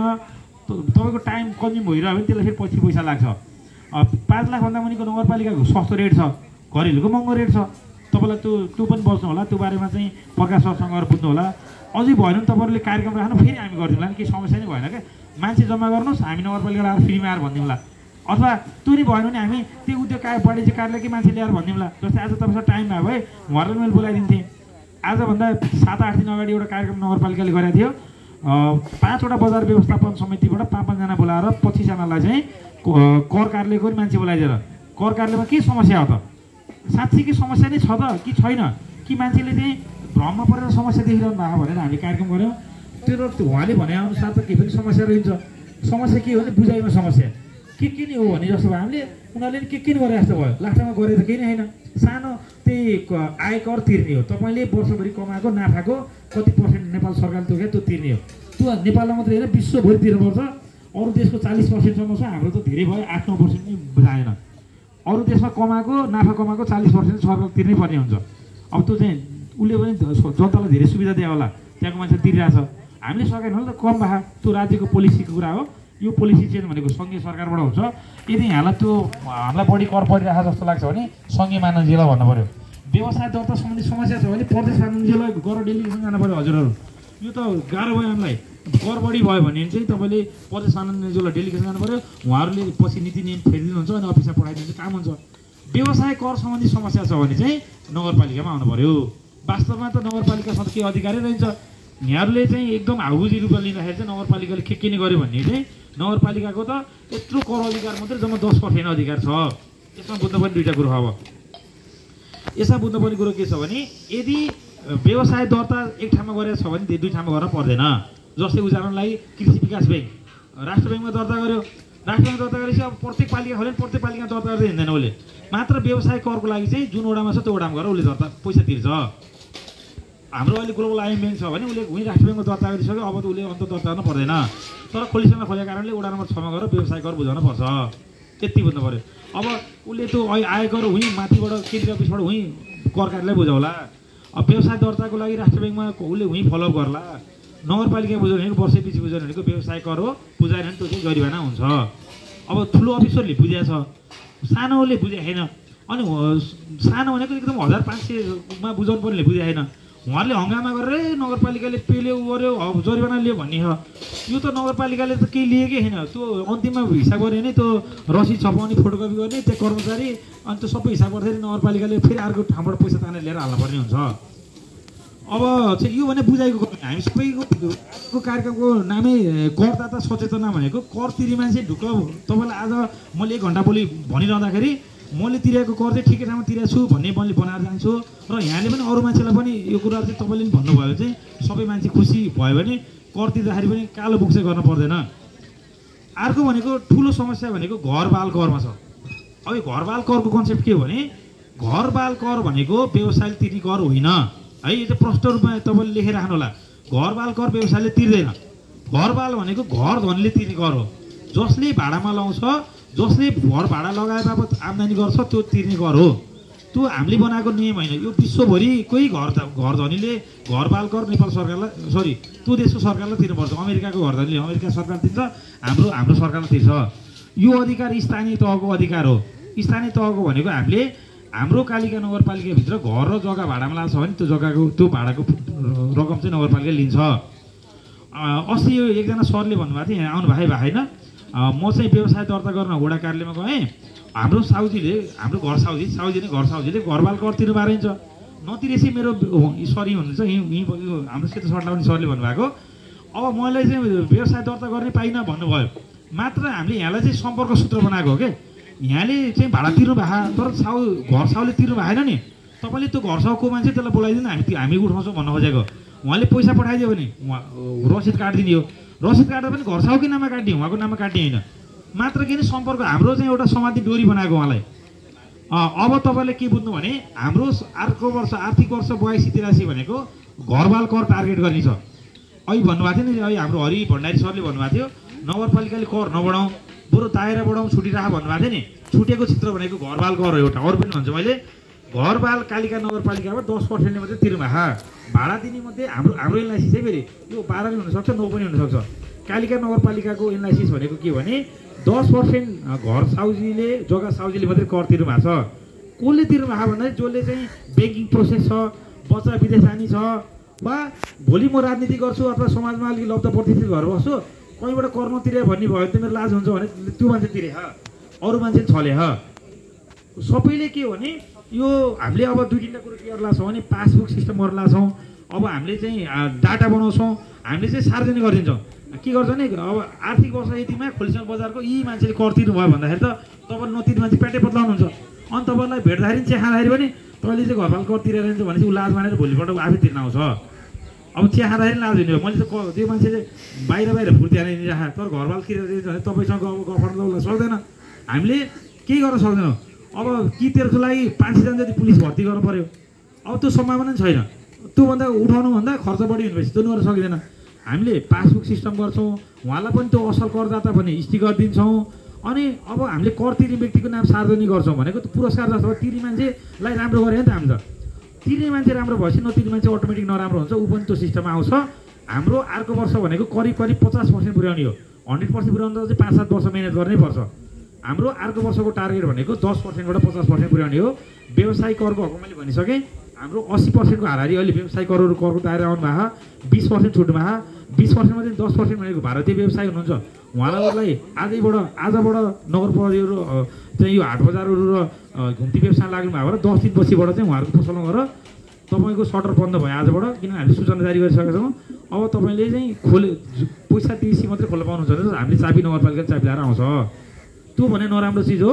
यहाँहरूको बजार व्यवस्थापनको साथी त्यो साथीहरूले नबुझ्नु भएको भने गएर तपाईँले तपाईँको के भन्छ त्यो के कार्ड रे आधार कार्ड लिएर अनि जानु होला। बरु तपाईँहरू पनि फेसिलिट गरिदिनु होला, ऊ पनि खुसी हुन्छ। अर्काको देशमा आएर यहाँको नियम के छ उसलाई थाहा हुँदैन, तपाईँहरू लैदिनु भयो भने उसले तपाईँको प्रति जिन्दगीमा ऋणी हुन्छ। यो दाइले अथवा यो दिदीले गर्दा चाहिँ मैले व्यवसाय दर्ता गर्न पाएँ भन्ने हुन्छ। म प्रायः जसो तपाईँकै ठाउँ जाँदाखेरि सर हामीले दर्ता गर्ने कसरी सोधिरहनुहुन्छ। अनि योभन्दा अगाडिसम्म हाम्रो कानुनी व्यवस्था अलिक कुरो अस्पष्ट थियो। भर्खरै यो वैशाखको 5-7 गते बसेको राष्ट्र परामर्श समिति जहाँ हामीले चाहिँ बजार व्यवस्थापन समितिलाई पनि आमन्त्रितको रूपमा बोलाएको थियौँ। उहाँहरूबाट चाहिँ हामीले चाहिँ त्यो दिन निर्णय गरिसकेपछि यो कुरो भएको हो। यहाँहरूलाई यो कुरा चाहिँ नगरपालिकाको आधिकारिक वेबसाइटमा, फेसबुक पेजमा, पत्र पत्रिकामा अनि विभिन्न सूचना पार्टीहरूमा आएको छ। यहाँहरूले चाहिँ कर सम्बन्धी कुरा आइसकेपछि यसो हेर्नुहोला, नबुझेको कुरो सोध्नुहोला। अब घरबाल करको बारेमा मैले भनिहालेँ। खोले सिमल बजार व्यवस्थापन समितिले प्रष्ट रूपमा के जानकारी गराउनु पर्यो भने यो व्यवसायले तिर्ने कर होइन। घर आफ्नै घर छ भने त्यो घरबाल कर तिर्न पर्दैन। आफ्नो घरमा आफूले व्यवसाय गर्दा कहीँ तिर्न पर्दैन। कुनै मान्छेको घरमा अर्को मान्छेले व्यवसाय गर्छ भने व्यवसायले भाडा तिर्ने हो, सम्झौता भाडाको मात्रै बनाउने हो, घर साउले चाहिँ घरबाल कर तिर्ने हो। यहाँहरूलाई किन अलिकति झन्झट किन हुनसक्छ भने तपाईँले पैसा तिरिरहने, त्यो घर साउले चाहिँ नतिर्दाखेरि चाहिँ तपाईँलाई हामीले चाहिँ टाइम तपाईँको घर साउलाई बोलाएर ल्याउनुहोस् अनि बल्ल तपाईँको व्यवसाय दर्ता हुन्छ भनेर त्यो चाहिँ हाम्रो अधिकार हो। हामीले फेरि नगर प्रहरी खटाएर समातेर ल्याउने भन्दा पनि तपाईँसँग त प्रत्यक्ष सम्बन्ध हुन्छ। अनि कि उहाँले तपाईँलाई पैसा पठाइदिनु पऱ्यो, उहाँकै नाममा बिल काटेर तपाईँ लानुहुन्छ होइन भने उहाँहरू पहिला अघिल्लो दिन घरबाल कर बुझाउनुहुन्छ, रसिद काट्नुहुन्छ, भोलिपल्ट आएर तपाईँले आएर व्यवसाय दर्ता हुन्छ। तपाईँ र उहाँसँग केही पनि रिलेसन छैन है। यो कुरा चाहिँ अब आज तपाईँहरू सबै व्यवसायिक विचार भनियो। साउनको पहिलो हप्ता हाम्रो कार्यक्रम घर दिने मान्छेलाई बोलाएर त्यो पनि हामीले ओरिएन्टेसन गरेर उहाँहरूले व्यवसायीलाई चाहिँ घरबाल करमा केही टचर दिन पाउनुहुन्न। 2, सम्झौता गर्दाखेरि घरबाल कर व्यवसायले गर्ने गरी सम्झौता गर्न पाइँदैन। नेपालको संविधान नेपालको कानुनको विरुद्धमा हुन्छ। त्यो सम्झौता स्वतः खारेज हुन्छ। संविधान कानुनको विरुद्धमा सम्झौता गर्न पाइँदैन। यो कुराहरू के छ, केही समस्या छ यसमा? ल अगाडि बढेँ त म। घरबाल भयो। अर्को भनेको चाहिँ के भने अलिकति समस्या उठ्ने, बढी समस्या उठ्ने फरक व्यवसाय। कपडा पसल राख्नु भएको, ती म तरकारी बेच्छु पाइँदैन, यो चाहिँ कहाँ पाइँदैन। तर कपडा पसल चाहिँ म फेन्सी राख्छु भन्दा पाइन्छ। मिल्ने मिलाउन पाइन्छ, नमिल्ने कुरो मिलाउन पाइँदैन। जस्तै किराना पसल रक्सी पसल राख्न पाइँदैन। किराना पसल रक्सी पसल छुट्टी हुनु पऱ्यो क्या, त्यो रक्सीको लागि छुट्टी के अब ढोका छुट्टी हुनु पऱ्यो, छुट्टी हुनु पऱ्यो। यो मैले भने होइन, यो चाहिँ नेपालको कानुनले भनेको क्या। मैले त तपाईँलाई कानुन भन्दिनँ आएको। यो मैले अहिलेसम्म भनेको कुराहरू कुनै पनि मैले भनेको कुरा होइन। यो नेपालको कानुनमा अलरेडी छ। समस्या के कार्यान्वयन नभए हुनसक्छ है। फेरि कानुन भनेको कुरो कार्यान्वयन। तपाईँले बिहान आउँदाखेरि बाटामा कुखुरा मारेर आउनुभयो क्या बाइकले अगाडिले, तपाईँलाई त्यो मान्छेले भेटेर नसमातेसम्म तपाईँलाई कारवाही हुँदैन। तर कोही त्यहाँ मान्छेले भेट्यो भने त्यो कुखुराको चल्ला, कुखुराको आमा बाउ सबैको पैसा तिराउँछ। यो कुरा यही हो। तपाईँले के भन्नु पऱ्यो भने अहिलेसम्म त्यो चाहिँ यसले चाहिँ रक्सी पसल र किराना पसल एठा राखिरह, यसलाई किन कारवाही भएन भने समाते छैन, त्यही भएर भएन। समातेदिन कारवाही हुन्छ। कानुनी व्यवस्थाभन्दा बाहिर गयो भने कारवाही हुन्छ। त्यसको लागि राज्य दह्रो हुनुपर्छ। राज्य एकैचोटि दह्रो हुँदैन, बिस्तारै हुने हो। त्यो हुने क्रममा नि छ। मैले एउटा इक्जाम्पल दिएको के भने कानुनले जे गर्न पाइन्छ भन्छ त्यो पाइन्छ, जे गर्न पाइँदैन। एकजना साथीको माग के थियो भने, एकजना व्यवसाय साथीको माग, मेरो चाहिँ पसलमा चाहिँ मानौ अब उसको चाहिँ किराना पसल छ, हाम्रो वरिपरि पेट्रोल पम्प छैन, म चाहिँ बोतलमा पेट्रोल बेच्न पाउँछु भने त्यो कानुनले चाहिँ बोतलमा पेट्रोल बेच्न वर्जित गरेको छ। किनभने भोलि त्यो पेट्रोलको कारणले आगो लाग्यो भने त त्यो किराना पसल ध्वस्त भयो। बोतलमा पेट्रोल बेच्न पाइँदैन भन्ने कानुन छ। अब उहाँले त्यो बेच्न पाउनु भएन। अब यसमा हामीले पाइन्छ भनेर नगरपालिका निर्णय गर्यो भने नगरपालिकालाई कारवाही हुन्छ। नगरपालिकाले पनि कानुन बमोजिम निर्णय गर्ने, कानुनभन्दा बाहिरको निर्णय गर्न त पाइएन। यहाँले के भन्नु भने कानुन बमोजिम हुने कुरा कालिका नगरपालिकाको आफ्नो नियम होइन क्या। यो कुरो त रत्नगरको जे नियम हो कालिकाको पनि त्यही हो, खैरेनीको जो त्यही हो। मात्र स्थानीय तहको अधिकार क्षेत्रमा हामीले हात हाल्न पाइन्छ। अहिले मैले के पाइन्छ भन्दाखेरि व्यवसाय कर चाहिँ कपडा पसललाई वर्षको 5,000 तिराइरहेको थियो भने 4,000 बनाउनु पाइन्छ, 6,000 बनाउनु पाउँछ, त्यो अधिकार छ। तर व्यवसायको त्यो कपडा पसललाई चाहिँ म लिन पाउन्न भन्ने त्यो त हुँदै भएन। तर दरमा घटबड गर्न पर्ने अधिकार छ। घरबाल कर लिन पर्छ, तर 10% ठाडो यसपालि चाहिँ अलिक मान्छेलाई छिराउन 9% बनाउन हुन पाइन्छ होइन। यो एकपल्ट मान्छेलाई सबैलाई गर्नको लागि चाहिँ जरिवाना छुट गरौँ त्यो नि पाइन्छ। तर जरिवाना छुट गर्ने भन्दैमा जो मान्छेले वर्षैपछि तिरिराख उसलाई चाहिँ उसले पोहोर तिर्न पनि तिर्न पर्ने, कोही मान्छेले आजसम्म नतिर्ने अब जरिवाना छुट गर्ने भन्ने कुरो चाहिँ त्यो मान्छेलाई अन्याय हुन्छ। फेरि करको सिद्धान्तले कोही मान्छेलाई कर तिरेको मान्छेलाई अन्याय गर्न पाइँदैन करको सिद्धान्तमा। अब यहाँले के भन्नु पऱ्यो भने जरिवाना छुट भन्ने कुरा चाहिँ कस्तो भने मैले पहिला तिरिनँ, मलाई चाहिँ माफ गरिदियो भनेको त्यो चाहिँ हुँदैन। पहिलाको मान्छेलाई त कि छिटफिट दिनु पऱ्यो नि त। उसले पोहोर त्यो पैसा चाहिँ उसले पनि थाहा भयो त तिर्दैन। त्यो पैसा चाहिँ व्यवसाय लगानी गरे भए 1,000 लगानी गरे भने उसो अहिले 5,000 भइसक्थ्यो, अहिले 1,000 तिर्थ्यो त जरिवाना पर्छ। उसले चाहिँ जरिवाना पर्छ भनेर उसले टाइममा तिर्ने, तपाईँले चाहिँ नगरपालिकाको नियम मान्दिनँ भनेर नतिर्ने, अहिले मलाई जरिवाना छुट चाहियो भनेर चाहिँ सकिँदैन। तर हामीले पोहोर चाहिँ ठुलो समस्या 74 सालमा दर्ता गरेको व्यवसायीहरू 74, 75, 76, 77, 79 साल 80 सालसम्म पनि ऋण नगरे भेटियो। एकजना मान्छेको वर्षैपछि बुझा भए 1000-1000ले 4000 हुन्थ्यो भने उसको जरिवाना शुद्ध जोडेर अहिले 20000 हुने भयो। 4000 को काम 20000 हुने भएपछि एकचोटिको लागि चाहिँ हामीले अलिकति हेर्न सकिन्छ कि भनेर गरेको हो। त्यो पनि हाम्रो व्यवसायहरूलाई फाइदा हुन्छ कि भनेर त्यो पनि गर्न मिल्थेन, किनभने त्यो पहिला तिरे मान्छेलाई त घाटा पऱ्यो नि त। उसले पनि अब के हुन्छ भने म पनि तिर्दिनँ, एक दिन नगरपालिकाले त्यो अवसर दिन्छ म गरिहाल्छु भनेर तपाईँले तिर्ने मान्छे पनि निरुत्साहित हुन्छ। यस्तो कुरा गर्दाखेरि चाहिँ एउटाको निर्णयले गर्दा अर्को समग्र देशकै चाहिँ अर्थतन्त्रलाई अथवा कर प्रणालीलाई असर गर्ने गरेर निर्णय गर्न पाइँदैन। अब तपाईँलाई यो फरक दर्ताको विषय भने यदि तपाईँले दुईवटा खाले व्यवसाय गर्नुहुन्छ भने दुईवटा दर्ता गर्ने हो। किराना पसल र रक्सी पो बेच्नुहुन्छ भने किराना पसल दर्ता गर्ने, रक्सी पसल दर्ता गर्ने हो। त्यो सटर म्यानेज गर्ने आफ्नो जिम्मा हो। अब जस्तै किराना पसलमा चाहिँ खाद्य सामग्री र अखाद्य सामग्री एक ठाउँ राख्न पाइँदैन। साबुन र चाउचाउ एक ठाउँ राखेर बेच्न पाइँदैन, किनभने त्यो साबुनमा केमिकल हुन्छ, चाउचाउमा खाने हो। अब त्यो साबुनको केमिकल यता सर्यो भने त भोलि त खाने मान्छेलाई रोग लाग्छ। अब त्यो बेच्ने हो भने यो यतापट्टि रियाक्सन अखाद्य चिज होला, यो रियाक्सन खाद्य चिज होला। यो मैले भने होइन, नेपालको कानुनले भने चिजहरू यहाँले के काम गरिदिनुहुन्छ त्यो सम्बन्धी कानुनी के व्यवस्था के छ भनेर पहिला चाहिँ गाह्रो थियो। अहिले त सबैको हातमा मोबाइल छ। व्यवसाय दर्ता सम्बन्धी कानुनहरू, यसो गुणस्तर सम्बन्धी कानुनहरू हेर्नुभयो भने त्यो कुरा पत्ता लाग्छ। अहिले सबै मान्छे चाहिँ जागरुक हुनुहुन्छ। यहाँहरू अहिले मैले यसो हेर्दा पनि सबैले सुनिरहनु भएको कारण के भने मैले बुझ्नुपर्छ है, मैले बुझाएर हुन्छु भने यहाँहरूको मनसाय हेर्दा नि त्यो देखिन्छ नि त। आज यहाँहरू पिकनिक खान रमाइलो गर्न आउनु भएको मान्छे होइन, पिकनिक भने बरु ढिलो भयो नि हुन्छ। हाम्रो सविता म्याडमले के भन्नुभयो भने पिकनिक भने सधैँ खाइरह घर नै खाइरह, तर हामीलाई चाहिँ त्यो अस्ति उहाँहरूलाई के गुनासो भयो भने जम्मा 5 जना बोलाएर दियो। यो कुरा चाहिँ सबै हाम्रो खुर्जेलवासीले सुन्न पाउनुपर्छ। के गर्ने भन्नुभयो। त्यसमा पनि तपाईँले कुनै मान्छे तपाईँले जम्मा गर्नु हामी यहाँ भनिदिन्छौँ भन्ने भयो। ठ्याक्कै कोइन्सिडेन्टली के भयो भने आज ठ्याक्कै त्यसकै हप्तापछि चाहिँ यो तपाईँहरूको चाहिँ भेला भयो भने मान्छेको मुड चाहिँ आज जाने, यसो नाचगान गर्ने, यसो केही खानेकुराहरू खाने कि पिउने कुरो पिउने भन्ने मुड हुन्छ। त्यही भएर सकेसम्म बिहानमा गएर मान्छेको मुड बिग्रिन सक्छ, किनभने तपाईँलाई यो सुन्ने भाषा सुन्ने गर्ने भनेको एकदमै नराम्रो काम हो। अझ यो बुढेसकालमा यो सुन्ने भनेको त मजा आउने कुरो सुन्न मजा आउँछ, नआउने कुरो हुन्न। तर यहाँहरूको उभिएर पनि सुनिरहनु भएको देख्दा चाहिँ मलाई के लागिरहेको भने मैले सुन्नुपर्ने कुरो छुट्या रहेछ, बरु पिकनिक भनेर देखा जाएका यो कुरो सुन्छु भनेर यहाँहरूको मनमा भएको जस्तो चाहिँ मैले यसो फिलिङ्स बुझेर मैले चाहिँ अझै 1 घन्टाको कार्यक्रम मैले 1.5 घन्टा पनि लान्छु। तपाईँहरू चाहिँ नआत्तिनु होला। यहाँहरूलाई यो कुरो चाहिँ हामीले बुझिसकेका भन्नु भने म त्यसलाई स्टेप गर्छु। तर केही व्यक्तिले बुझे पनि यत्रो विधि सबैले मैले बुझे पनि साथीहरूले बुझ्नुपर्छ भनेर यहाँहरूले धैर्यता गरिदिनु भयो भने राम्रो पनि हुन्छ। अर्को चिज भनेको चाहिँ यदि कुनै एउटा व्यवसाय दर्ता गर्नुभएको छ र दुईटा ठाउँमा गर्नुभएको छ भने 2 ठाउँमा कर तिर्नुपर्छ। अहिले हाम्रो लागि चाहिँ ओडा छ हाम्रो सेक्टर।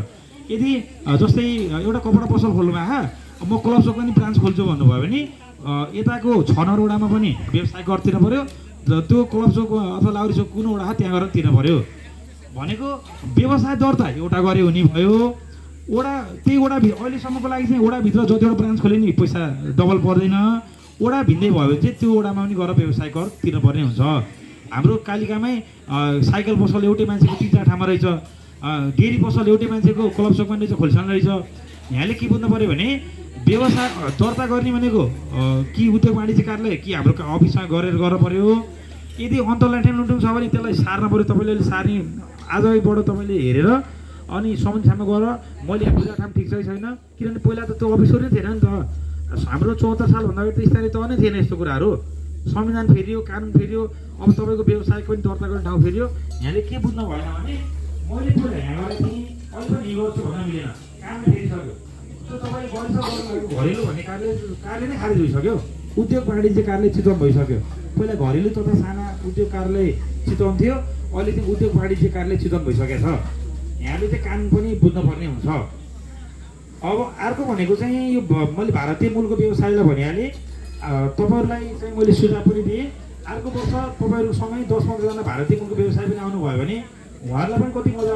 आज उहाँहरूले सटर बन्द गरेर घर सुत्नु भएको, तपाईँहरू पिकनिक खान आउनुभएको, ती साथीहरू छुट्नु भयो। अर्को वर्षबाट चाहिँ नछुटाउनु हुन मैले चाहिँ यहाँलाई अनुरोध गरेँ।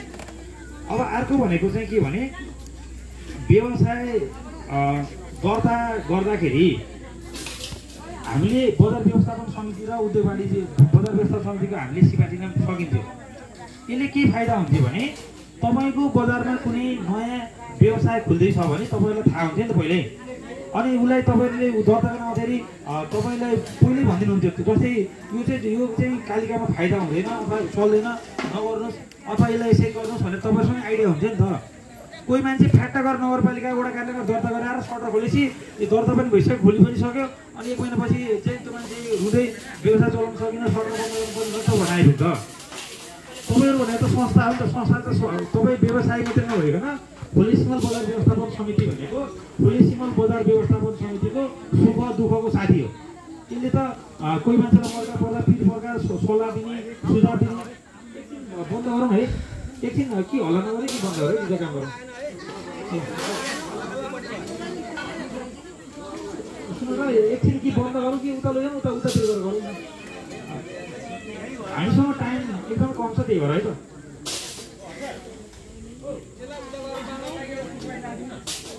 यो उता गएर चाहिँ एउटा बुफे जस्तो डिस बनाइदिनु अनि साथीहरू खानुहुन्छ सुनि साथीलाई डिस्टर्ब है।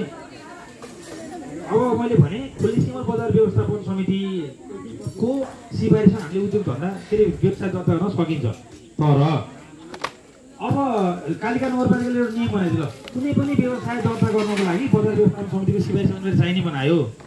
अब एउटा मान्छे गुरोचौरमा चाहिँ दोकान खोल्यो भने चाहिँ कहाँबाट ल्याउँछ सफेद त्यो कागज। त्यही भएर मैले यहाँलाई के अनुरोध गरेँ भने यहाँहरूले मिस्टेक गरिरहनु भएको उद्योग वाणिज्य सङ्घ कालिका भन्ने खुल्नु पऱ्यो कि सबभन्दा पहिला। त्यसले कालिका भोलिको सबै व्यवसायी र उद्योगको एउटा साझा मञ्च हुन्छ। नेपालमा त्यसको लागि छुट्टै कानुन छ। तपाईँहरूले उद्योग वाणिज्य सङ्घ चितवनसँग कन्ट्याक्ट गर्नुहोस्। त्यसले बजेटमै 2 लाख रुपियाँ छुट्याइदिन्छ। यहाँले समिति गठन गरिहाल्नु भयो कहीँ भाडा लिनुभयो भने टेबल डेस्क कम्प्युटर समिति चाहियो भने कर बढ्ने अन्तिममा फेरि हामीले 2 लाख रुपियाँ छुट्याइदिएछौँ। पोहोर पनि छुट्याएको थियौँ, खर्च भएन। किन भएन भन्दा यहाँले गठन गर्नु भएन। उद्योग वाणिज्य सङ्घ खोल्नको लागि नगरपालिकाको हात हुँदैन। म पहिला तपाईँहरू सङ्घको उद्योग वाणिज्य सङ्घसँग अथवा चितवन उद्योग वाणिज्य सङ्घसँग कन्ट्याक्ट गर्नुहोस्। उहाँहरूलाई बोलाएर ल्याएर तदर्थ समिति गठन गर्नुहोस्। लिडिङ यहाँले गर्नुहोस् किनभने खोलेसिमल भने ठुलो बजार हो नि त। लिडिङ यहाँले गरेर एउटा तदर्थ समिति बनाउनुहोस्। त्यसको अध्यक्ष सचिव कोषाध्यक्ष समिति के चाहिन्छ बनाउनुहोस्। कालिकाको सबै क्षेत्रको उद्योगिक व्यवसाय काम हो। अर्को रत्न उद्योग वाणिज्य सङ्घको विधान ल्याउने रत्नको साटो कालिका बनाउने 1 घन्टामा तयार भयो। त्यसमा हामीलाई बेफाइदा हुने प्रावधान हटाउने फाइदा हुने प्रावधान थप्ने 2 घन्टामा सकियो। अब त्यसपछि गएर तपाईँले दर्ता गर्ने भनेको त्यो उद्योग वाणिज्य सङ्घमा हो। अनि त्यसको जिल्ला प्रशासन दर्ता गर्नु पर्ला। त्यसको प्रक्रिया पुरा गर्नुहोस्। नगरपालिकाले त भनिरहेको 2 लाख रुपियाँ छुट्याइदिएछौँ। तपाईँले समिति गठन आएको भोलिपल्ट तपाईँलाई चाहिँ 2 लाख रुपियाँ बराबरको फर्निचर चाहिन्छ कि कम्प्युटर चाहिन्छ कि हामीले कोठा भाडाको लागि पैसा तिर्न सक्दैनौँ। तर केही सामान फिक्स सामान किन्नुहुन्छ भने 2 लाख रुपियाँसम्म बजेट छ। असार महिना फेरि पनि फ्रिज हुन्छ। अहिले वैशाख महिना सक्यो, जेठ लागिसक्यो। जेठ महिनाभरि गर्नुभयो भने असार महिनामा हाम्रो खाता बन्द हुन्छ भने सूचना आइसकेको छ। जेठ महिनाभित्र गर्नुभयो भने तपाईँले 2 लाख रुपियाँ पाउनुहुन्छ। यो नथाहा पाउनु भयो भने थाहा पाउनुभयो। र आदिबाट चाहिँ यो त एउटा नेतृत्व विकासको एउटा शैली पनि हो। मलाई आज यस्तो राम्रो लाग्यो कि खोलेसिमल बजार व्यवस्थापन समितिले गरेका काम चाहिँ उद्योग वाणिज्य सङ्घ रत्नगर अथवा अर्कोले गरे भने राम्रो छ। यति खट्नु भएको तर यहाँहरूले सानो एउटा क्षेत्र खोलेसिमलको अहिले भन्नुभएको थियो शीतलगाजी घरदेखि यो घरसम्म यो घरदेखि घरसम्म मात्रै भयो। यहाँहरूले नेतृत्व गर्दा कम्ती कालिका नगरपालिकाले नेतृत्व गर्नुभयो अरू पनि मान्छेहरू जागरुक हुन्थ्यो। उद्योग वाणिज्य सङ्घ कालिका चाहिँ उद्योग व्यवसायको हकहितको लागि सबभन्दा राम्रो संस्था हो। यदि उद्योग वाणिज्य सङ्घ कालिका खुल्यो भने हाम्रो नगरपालिकाले पनि उद्योग वाणिज्य सङ्घ कालिकामाको सिफारिस बिना हामीले दर्ता गर्दैनौँ त्यो भन्न सकिन्छ। तर बजार व्यवस्थापन समितिको सिफारिस नभई गर्दिनँ भन्दा चाहिँ मिलेन। त्यसको लागि त भोलि चाहिँ गडुवाको बजार व्यवस्थापन समिति भयो भने त्यहाँ त बजार दोकान खोल्नै पाइएन त। यहाँले बुझ्नु पऱ्यो के भने उद्योग वाणिज्य सङ्घ कालिका भनेको कार्यक्षेत्र टोटल हुन्छ। यहाँहरूलाई मैले अनुरोध गरेँ आजको कार्यक्रम सकिसकेपछि भोलि नै यहाँहरूले लिडिङ गरेर सबै बजार व्यवस्थापन समिति अथवा उद्योगीहरूलाई बोलाएर चिया खानुहोस् गर्नुहोस्। हामीले गठन गर्नुपर्छ। यसले हामीलाई नै फाइदा गर्छ। भोलि महोत्सव गर्नु होला के गर्नु होला यहाँकै नेतृत्व विकास हुन्छ। करिब उद्योग वाणिज्य सङ्घ लाग्नु भएको सरहरू त भोलि मेयर भएको अनि त्यो सङ्घीय सांसद भएकोसम्म रेकर्ड छ नेपालमा। यहाँहरूको क्षमता विकास हुन्छ। यहाँहरू एउटा पसले व्यवसाय मात्रै होइन यहाँहरू नेतृत्व पनि हो। यहाँहरूलाई मैले उद्योग वाणिज्य सङ्घ कालिकाको शुभकामना सहित यहाँहरूले चाहिँ 1 महिनाभित्र मलाई पनि बोलाउनु भयो र यसो ईश्वर पनिले यो ठाउँमा भन्नुभएको थियो 1 महिनाभित्र खोलियो भनेर म पनि आउँदाखेरि चाहिँ मैले पनि गर्वसाथ मैले चाहिँ झकझका थिएँ। भएछ भन्दाखेरि मलाई पनि एउटा खुसी हुन्छ। यो भन्दै उद्योग वाणिज्य सङ्घ कालिकाको चाँडै बनोस् शुभकामना दिन चाहन्छु। यही भयो मान्छेहरू अध्यक्ष भएको देख्न पाऊँ। किनभने यहाँ लिडिङ खोलेसिमल बजार व्यवस्थापन भनेको कालिका नगरपालिकाको सबभन्दा ठुलो बजार व्यवस्थापन समिति हो, सक्रिय पनि छ, काम गर्ने हुटुटी पनि छ। यो हुटुटीलाई तपाईँले नमार्नुहोस्। बजार उद्योग वाणिज्य सङ्घ कालिकाको चाहिँ यहाँहरूलाई शुभकामना।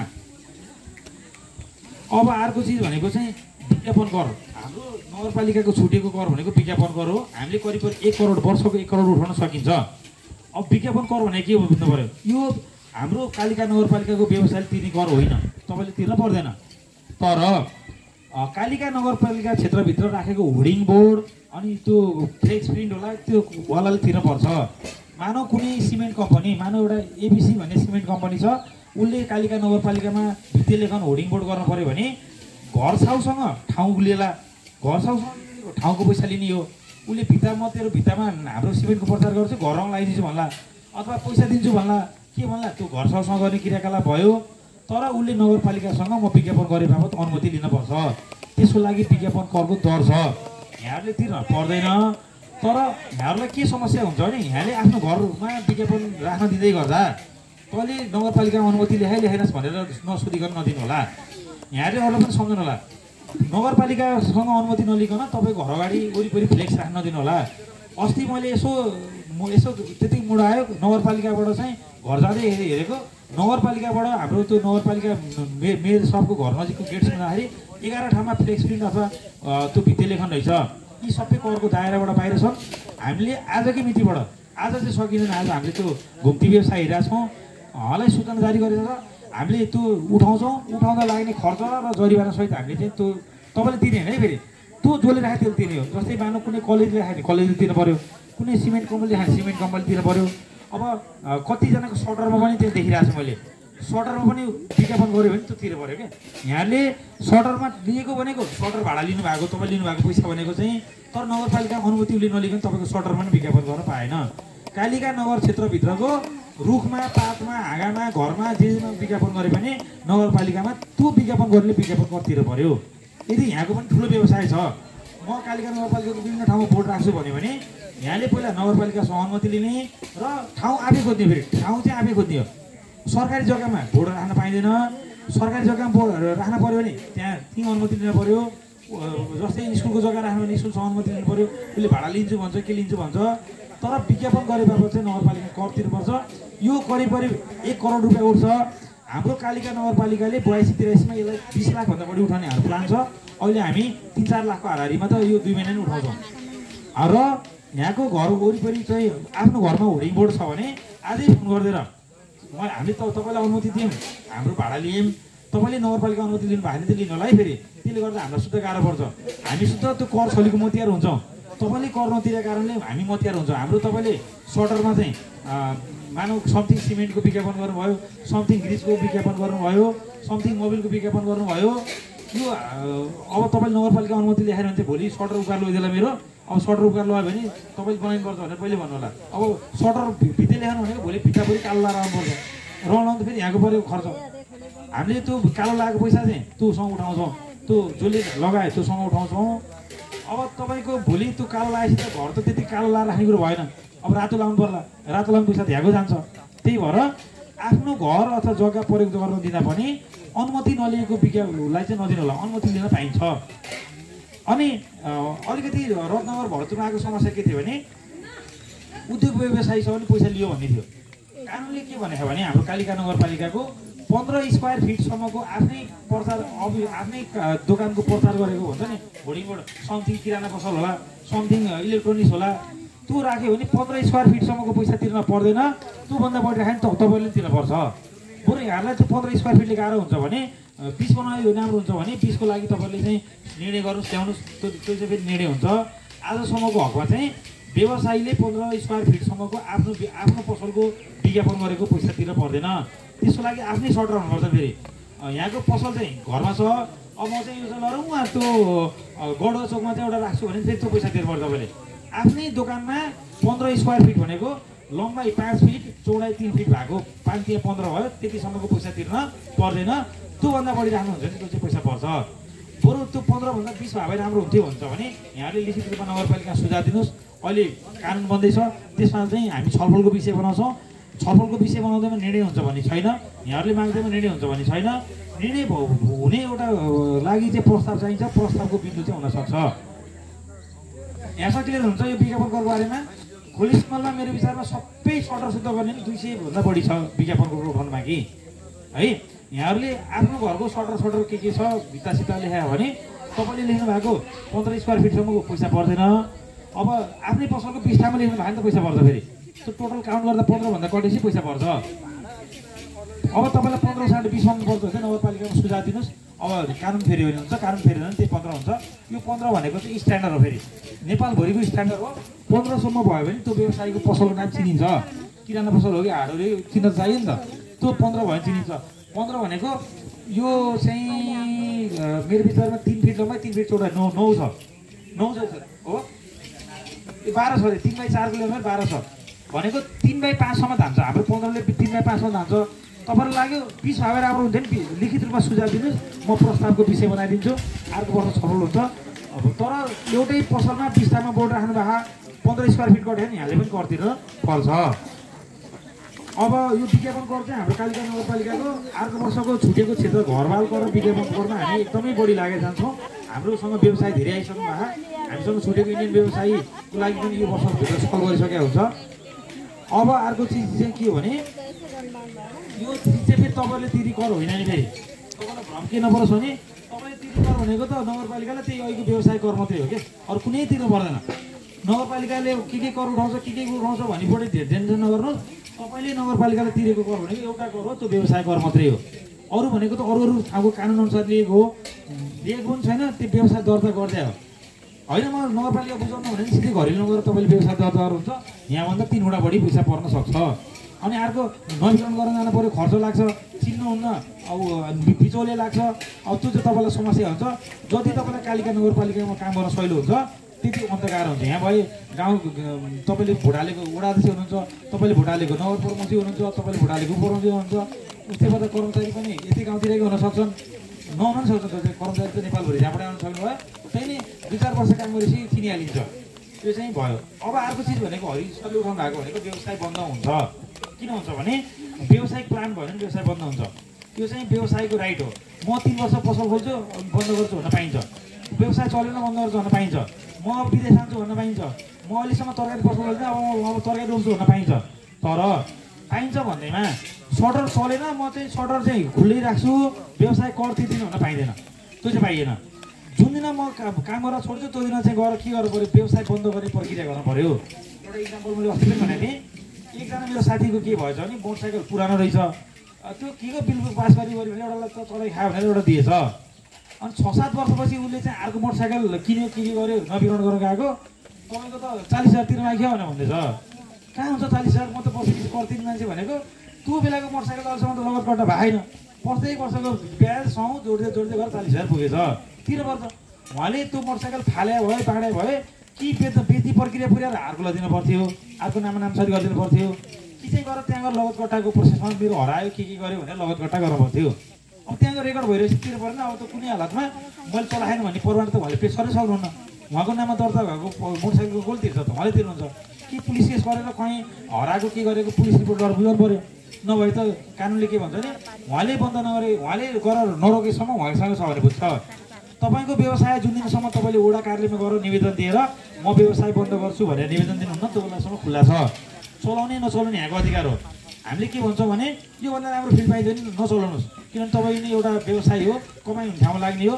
तर धीरे धीरे गरेर म व्यवसाय कर तिर्दिनँ, हाम्रो व्यवसाय कम भयो भने व्यवसाय बढाउने योजना ल्याउनु न, नगरपालिकाले गर्ने सहयोग हाम्रो व्यवसाय बढाउनको लागि चाहिँ यो गरिदिनुहोस् भन्नुभयो। जस्तै हाम्रो सविता म्याडम कहाँ जानुभयो, उहाँले के एउटा प्रस्ताव राख्नु भएको थियो, साउथको मान्छे सिधै भरतुर गयो, साउथको मान्छे सिधै टाढी गयो, बरु कुनै तरिकाले चाहिँ म्याजिक अथवा गाडीको रुट चाहिँ खोलिसम्म एकपल्ट रोक्ने व्यवस्था गर्यो भने हुन्छ। हो त्यस्तो प्लान ल्याउनु न। बजारै बन्द गरेर के अरे हाम्रो व्यवसाय भएन कर तिर्दिनँ भन्दा चाहिँ के अरे बाउले मलाई पैसा दिएर म पढ्दिनँ भने जस्तो भयो। लास्टमा नपढेर घाटाकोलाई पर्छ त्यही छोरालाई पर्ने हो। अब त्यो चाहिँ के भने यहाँहरूले उहाँले मागिरहँदाखेरि पनि मैले उचित माग गरेको छु कि छैन। यहाँहरू जतिको व्यवसाय भनेको त तपाईँहरूले पढेर लेखेर म चाहिँ अब अरू फिल्डभन्दा व्यवसाय गर्छु कमाउँछु, म अरू हामी जागिर खाएको भनेको केही पनि गर्न सक्यो जागिर खाएको व्यवसाय गरेँ भने त म आफै गर्छु कहाँको जागिर खाने भनेर तपाईँ लाग्नु भएको। यहाँहरूले कानुन चाहिँ बुझिदिनु पऱ्यो र माग गर्दाखेरि पनि कानुन सम्मत माग गर्नु पऱ्यो। माग गर्दाखेरि कानुन सम्मत माग पुरा भन्यो भने त्यो लडेर लिनु पऱ्यो। यो कुरा चाहिँ तपाईँले उठाउनु पऱ्यो। यहाँहरूले मैले भनेको हरि सरले भनेको कुरा मैले अब्जेक्सन यसलाई बाइन्ड नगर्नु होला। व्यवसाय बन्द हुन सक्छन्, त्यसको लागि के हो प्लान तपाईँले ल्याउनु पऱ्यो। त्यसलाई पनि नगरपालिकाले के सहयोग गर्नुपर्छ गर्नु पऱ्यो। मैले सविता म्याडमले आफै राख्नु भएको मैले प्लान पनि भन्ने कुनै न कुनै रूपमा चाहिँ म्याजिक अथवा गाडी चाहिँ खोल्सामा आउने वा खोल्सामा रोक्ने व्यवस्था भयो भने त मान्छे के त्यहाँ रोकिदिएछ ए कपडा पसल लैछ म यहीँ किन्छु अथवा त्यो के गर्न सकिन्छ तपाईँले प्लान ल्याउने त्यो कुरा चाहिँ नगरपालिकाले निर्णय गरिदिएर हुन्छ नि। नगरपालिका पहल गर्ने तपाईँले ल्याउने साथ फेरि नगरपालिकाले निर्णय गर्छ भन्ने चाहिँ हुँदैन। त्यो निर्णय छिराउन तपाईँले माग गर्नु पऱ्यो, पहल गर्नु पऱ्यो, तपाईँले रिक्वेस्ट गर्नु पऱ्यो, तपाईँले दबाब दिनु पऱ्यो। तपाईँले भोट हाल्नु भएको वडाध्यक्ष हुनुहुन्छ, तपाईँले भोट हाल्नु भएको मेयरज्यू उपप्रमुखज्यू हुनुहुन्छ, तपाईँले चाहिँ पहल गर्नु पऱ्यो होइन। हामीले भयो भने हामी कर तिर्दैन भनेर आन्दोलन गर्नु पऱ्यो। तर त्यो माग चाहिँ कानुन सम्मत हुनु पऱ्यो। फेरि तपाईँले मागिरहँदाखेरि अर्को मान्छे घाटा परि हुनुहुन्न। मैले बोल्दै गर्दाखेरि मात्र हरि भण्डारीको कुरा बोलेको हुँदैन। त्यो कुरा अहिले हजुरले भनेको कुरा राखेँ नामै तोकेर भन्दै गर्दाखेरि हरि भण्डारीले चाहिँ अहिले राख्नु भएको अहिले हजुरले मलाई यहाँ सुन्नु भन्नुभएको थियो, मैले टिपेर राखेको थिएँ। अब हरि भण्डारीले चाहिँ व्यापार व्यवसाय चलेन, त्यसले गर्दाखेरि म कटिदिन त्यो भनेको छैन। अघि यहाँ तपाईँ मभन्दा अगाडि 5 मिनट अगाडि चाहिँ भनेको कुरा अहिले हरि भण्डारीजीले भन्नु हालेको। तपाईँले त्यो भन्दै गर्दा मैले के भन्न खोजेको थिएँ भने तपाईँको धेरै जिज्ञासा छ मैले यहाँ लिएको छु। मैले मात्र भन्न खोजेँ भने कुनै एउटा मान्छे घरमा भाडामा बस्यो, मान्नुहोस् उसले 1 वर्षसम्म भाडा तिर्न सकेन, भाडा तिरेन, अब त्यसको घर भाडाले के अरे घरवालाले तिर्ने कि नतिर्ने त? अब म सरलाई भने है अब मैले दिन सके पनि छैन। मेरो त्यो पाला आउँदै मैले भन्छु हरि भण्डारी केसमा त्यो लाग्छ छैन। फेरि हजुर हरि भण्डारीजीले राख्नु भएको प्रश्न भनेकै है। अब मैले भन्न बिगारेँ भने अघि मभन्दा अघि हरि भण्डारीजीले म खाजा खाँदै गर्दा चाहिँ ऋषि सरले यो कुरा चाहिँ अहिले सम्बोधन गरिदिनु राम्रो कुरा तपाईँले भन्नुहोस् न, तर आज आउने कुरा त नगर्नु न। होइन मैले भन्दैछु तपाईँको त्यो जवाब आउँदैन, आज आउँदैन। मैले अहिले भनेको नि हरि भण्डारीज्यूले जे कुरो उठाउनु भएको थियो नि, जस्तै मानौँ अब उहाँले भनेको क्वेसन एन्सर म भन्छु। मैले एकछिन तपाईँलाई मैले भने मेरो प्रस्तुति सकिसकेपछि हजुरहरूको क्वेसन लिएर बरु आज दिनभरि पढ्न पऱ्यो नि म बसेर हजुरहरूको क्वेसन मेरो तर्फबाट सल्भ गर्ने कुराहरू यहीँ भनेर जान्छु। सबै कुरो मेरो तर्फबाट सल्भ हुँदैन। म पनि एउटा कर्मचारी हो, म पनि कानुन अनुसार मात्रै काम गर्न पाइन्छ, कानुनभन्दा बढी गर्न पाइँदैन। मैले सबै बोलेका कुराहरू कानुन सम्मत हुनुपर्छ। कानुनभन्दा बढी बोल्यो भने मैले कानुन अनुसार कारबाहीको भोगी हुनुपर्छ। अघि म यहाँ बसिरहँदा हरि भण्डारीजीले उठाउनु भएको क्वेसनमा के थियो मैले टिपेको त्यही छ। अब मैले उल्टो टिपेर चाहिँ फेरि तपाईँ करेक्सन गरेर फेरि मिलाउँला त्यसलाई। व्यवसाय बन्द हुन लाग्यो भने अब व्यवसाय अहिले भर्खर उठाएकोलाई सल्भ गरौँ है त। जस्तै घर धनीले सम्झौता गरेको छ भने जुन दिनसम्म घर धनीको सम्झौता क्यान्सल हुँदैन त्यो बेलासम्म घर धनीले कर तिर्नुपर्छ। उठाउने नउठाउने भने घर धनी कुरा हो। कानुन सुन है, जब घर धनीले सम्झौता गर्नु भएको छ पैसा लिने नलिने कुरामा नगरपालिकाले उहाँले फेरि पो गर्नुहुन्छ कि सम्झौता 5,000 गर्नु। हामीले तपाईँले 20,000मा भाडा दिइरहनु भएको मानौ, तपाईँ भने फेरि तपाईँ नभन्नु तपाईँहरू भन्नु है।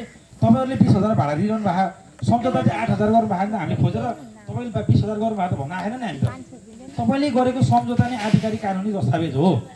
तपाईँले गर्नुभएको सम्झौता जुन बेलासम्म वडामा गएर मैले चाहिँ घर भाडा दिन छोडेँ भनेर खारेज गराउनुहुन्न त्यो बेलासम्म तपाईँले कर तिर्नै पर्छ। तपाईँले त्योसँग लिनुहोस् वा नलिनुहोस् त्यो नगरपालिकाको अथवा सरकारको दायित्व विषय होइन। यदि त्यो मान्छेले तपाईँलाई भाडा तिरिरहेको छैन भने तपाईँले चाहिँ मैले यो मिति भन्न यो मितिबाट घर भाडा दिएको थिएँ, अब त्यो सम्झौता यो मितिसम्म थियो म, तर त्यो मान्छे र मेरो सम्झौता चाहिँ अब रद्द भयो, अब म घर भाडा तिर्दिनँ भनेर घर धनीले गएर निवेदन दिनु पऱ्यो। यसको बारेमा तपाईँलाई मैले किन नभने भने मेरो विचारमा प्रायः जसो यहाँ चाहिँ घर धनी भन्दा पनि व्यवसाय आउनु भएको भएर मैले भनिनँ। साउनको हामीले पहिलो हप्तामा अहिले गर्नुहुन्थ्यो भ्याइँदैन हाम्रो अहिले अरू हामीले प्याक छ सेड्युलहरू। साउनको पहिलो हप्तामा घर धनीले कसरी बुझाउने, घर धनीले चाहिँ उहाँको दायित्व के हुन्छ, घर धनीले कर बुझाएर के फाइदा पाइन्छ भन्ने विषयमा चाहिँ आज जसरी उद्योगी व्यवसायी तपाईँहरू व्यवसायीलाई हामीले चाहिँ राख्यौँ, घर धनीलाई मात्रै अस्ति तपाईँ पनि त्यो कार्यक्रममा आउनु भएको थियो। हामीले त्यो सेड्युल टिपाइसकेका पनि छौँ, त्यसको लागि बजेट पनि छुटिसकेको छ। साउनको पहिलो हप्ता नभनौँ साउन महिना भनौँ न, किनभने असार महिनासम्म धेरै काम पर्छ। अब त्यसपछि कर्मचारीहरू बिदा लिनु होला, जनप्रतिनिधिहरू रेस्ट गर्नु होला। साउन महिनामा चाहिँ हामीले घर धनीलाई राखेर घर धनीले अहिले मैले भनेको एन्सर यही हो कि घर धनीले सम्झौता गर्नुभएको छ, सम्झौता वडा कार्यालयमा बुझाउनु भएको छ, सम्झौता अनुसार हामीले भेरिफाई गरेका छैनौँ। तपाईँले 50,000 मा घर भाडा दिनुभएको तर सम्झौता 20,000 को त्यो 20,000 को अरिने 50,000 को ल्याएन। तर तपाईँले सम्झौता मेरो त्यो मान्छेले सम्झौता क्यान्सल गर्यो, अब मैले भाडा दिन छोडेन भनेसम्म तपाईँले पैसा बुझाउनु पर्छ। तपाईँहरूले फेरि तपाईँ नहेरेर यसलाई मैले बोल्दाखेरि अब मैले चाहिँ अब तपाईँ भनेर चाहिँ एकजनाले इन्डिकेट नगरिकन यो सबै मान्छे तपाईँ भन्न खोजेको। घर साउले चाहिँ गर जबसम्म क्यान्सल गर्नुहुन्न त्यो बेलासम्म करतिर पर्छ। अघि व्यवसाय भएको पनि त्यही हो, जुन बेलासम्म व्यवसाय तपाईँले बन्द गर्नुहुन्न। अहिले 3-4जना मान्छेलाई मैले भनिसकेँ। आजभन्दा 7 दिन अगाडि एउटा मान्छे के भयो भने उहाँले दोकान थाप्नु भएछ, कुनै पसल खोल्नु भयो कुनै ठाउँमा, पसल डुब्यो। अब त्यो प्लानिङ भएन, त्यो ठाउँमा पसल चल्न डुब्यो। डुबेपछि विदेश जानुभएछ, विदेश जानुभयो 2-3 वर्ष हराउनु भयो। अनि आउनुभयो नेपालमा, अब अर्को पसल खोल्ने भनेर नगरपालिका आउनुभयो, अर्को ठाउँमा खोल्ने भने आउनुभयो। अहिले हेरेको उहाँको नाममा त एउटा पसल देखिन्छ। अब उहाँले चाहिँ त्यो पसलको लागि त्यो अहिलेसम्म सबै कर तिर्नु पर्यो, अरू विकल्पै छैन। उहाँको मिस्टेक भनेको त्यो पसल बन्द नगरिकन जानुभयो। उहाँले पसल बन्द नगरेसम्मको लागि त्यो पसल फिल्डमा नहुनसक्छ, तर कानुनमा जिउँदैछ, पसल मरेको हुँदैन। यहाँलाई मैले के भने यदि व्यवसाय बन्द गर्नु छ, घरबाल कर बन्द गर्नु छ, मैले त्योभन्दा अझै अर्को इक्जाम्पल भनिसकेँ। मोटरसाइकलकै गाडी नै तपाईँको छ, त्यो गाडी नै तपाईँको हराइसक्यो वा तपाईँको त्यो झुत्रो भएर कुहिएर गइसक्यो भने तपाईँले दर्ता गरेको समिति थानामा गएर चाहिँ तपाईँले त्यो हटाउने हो। तपाईँले मालपोतमा पनि तपाईँको जग्गा चाहिँ बेचिसक्नु भयो भने त्यहाँ अभिलेखमा चाहिँ तपाईँको नाममा देखिरहेको तपाईँ तिर्नु पऱ्यो। त्यो ठाउँमा गएर तपाईँको अभिलेखमा तपाईँको नाम छ कि छैन हेर्नु पऱ्यो। यदि अभिलेखमा नाम छ भने नहटेसम्मको लागि तपाईँ कर तिर्नुपर्ने हुन्छ। यो यहाँ मात्रै होइन, कम्पनी रजिस्टर कार्यालयको हक पनि त्यही हो, पेट्रोल पम्पको नेपाल आयल निगमको हक पनि त्यही हो, औषधि व्यवस्था विभागको हक पनि त्यही हो, कालिका नगरपालिकाको हक पनि त्यही हो। यहाँलाई कति छुट देखायो भने हामीले घरबाल करको हकमा साउजीले अथवा व्यवसायले जे सम्झौता गर्नुभयो त्यो हामीले आधिकारिक मानेको छ। तर एउटा सानो के गरिदियो भने सानो एउटा चाहिँ अब कसरी रोक्ने भन्दाखेरि चाहिँ कुनै क्षेत्रको न्यूनतम कति हुनसक्छ भनेर साह्रै न्यूनतम खोलेसीमा सटर भाडाका 15-20 हजारमा हामीले खोलेसीमालाई बेरेर 6,000 तोक्यायौँ जस्तो लाग्छ है। मैले ठ्याक्कै अहिले कन्टा भएन, 6,000 तोक्या छ भने 6,000 भन्दा कमको सम्झौता गर्नु चाहिँ पाइँदैन। 5,000मा लिनु भएको भने 6,000 गर्नु पऱ्यो। अब 50,000मा कोही मान्छेले गर्नुमा 50,000मै गर्नुभयो भने राम्रो भयो, तर 6,000 घटाउन चाहिँ पाइएन। अब त्यो भनेको चाहिँ तपाईँले तपाईँको हामीले अर्को वर्ष चाहिँ जब सार्वजनिक गरिदिन्छ नि कोले कर छली गरेर, जस्तै मानव म ऋषि प्रसाद कौडवाल, अब तपाईँको नाम भनेर फेरि रिसाउनुहुन्छ कसैको, म ऋषि प्रसाद कौडवालको खोलिसँग घर छ, घर भएर मैले 40जनालाई भाडा दिएको छु। अब त्यहाँ मैले अर्को वर्ष तपाईँको नाम आउँदाखेरि ऋषि प्रसाद कौडवालले भाडा दिएको के अरे समथिङ ब्याङ्क होला, समथिङ सहकारी होला, समथिङ किराना पसल होला, त्योबाट कति उठ्यो भन्ने कुरो त्यहाँ डाटा आउँछ। अब तपाईँको डाटाबाट चाहिँ हामीले गर्न खोजेको चाहिँ तिरी मान्छेलाई पुरस्कार हो, तर त्यहाँ ढाँट्ने मान्छे पनि अटोमेटिक समातिन्छ, अर्को मान्छे उजुरेर आइपुग्छ बोल्ने। त्यो मान्छेले चाहिँ तपाईँलाई कर छलिरहेको, यो मान्छेले 40,000मा घर भाडा दिएछ तर कर चाहिँ यति तिरेर चाहिँ भोलि उजुरी आउँछ। हामीले त्यो मान्छेको लिखित उजुरी लिएर उहाँलाई तुरन्त हाम्रो छापा गरेर के गर्नुपर्छ हामी गरिहाल्छौँ। त्यसको लागि हामीसँग डाटा चाहियो। डाटाको लागि एकैचोटि हुँदैन, पहिला बिस्तारै डाटा बेस बनाउने काम गरिरहेछौँ। अर्को वर्षबाट तपाईँ हाम्रो 50% मान्छे त छिरिहाल्नुहुन्छ, त्योभन्दा अर्को वर्ष 100% छिर्ने वातावरण हामी गर्छौँ। त्यो मैले तपाईँलाई प्लानिङ पनि भने, त्यो भन्न नमिल्ने प्लानिङ पनि तपाईँलाई भने। तपाईँहरूले यदि घरबाल दिनुभएको कोही साथी छ, भाइ छ, तपाईँको साउजी छ भने भन्नु होला। भोलि तपाईँले कर नतिरेको कारणले मैले तपाईँलाई चाहिँ मानव 15,000-20,000 रुपियाँ घरबाल तिर्ने, तर तपाईँले नगरपालिकालाई चाहिँ 6,000 तिर्यो भनेर कम तिर्नु भयो भने तपाईँले त सही कर तिर्नु भएन नि साउजी, तपाईँले कर छली गर्नुभयो। तपाईँले कर छली गरेको कारणले कालिका नगरपालिकाको कुनै एउटा स्कुलको विद्यार्थीले कपी पाउँथ्यो होला, पाएन भनेर तपाईँले भन्नु पऱ्यो। जब नागरिक सचेत हुन्छ त्यसपछि करको समस्या आफै अटोमेटिक समाधान हुन्छ। तर त्यो तपाईँसँग कर उठाउँदै गर्दाखेरि त्यो कर चाहिँ नगरपालिकाले फजुल खर्च गर्ने, नगरपालिकाले चाहिँ हिनामिना गर्ने गर्यो भने तपाईँले त्यो चाहिँ खबरदारी गर्ने अधिकार पनि कर तिरी मान्छेलाई हुन्छ है। यो मैले यति भने। अब यसमा चाहिँ कुनै व्यक्तिगत नाम मैले हरि भण्डारी सरको नाम अहिले भनेको चाहिँ अघि म त्यहाँ बस्दा मैले टिपेको भन्न खोजेको हो। यदि अन्यथा भएको छ भने मैले यसलाई चाहिँ माफी माग्न चाहन्छु।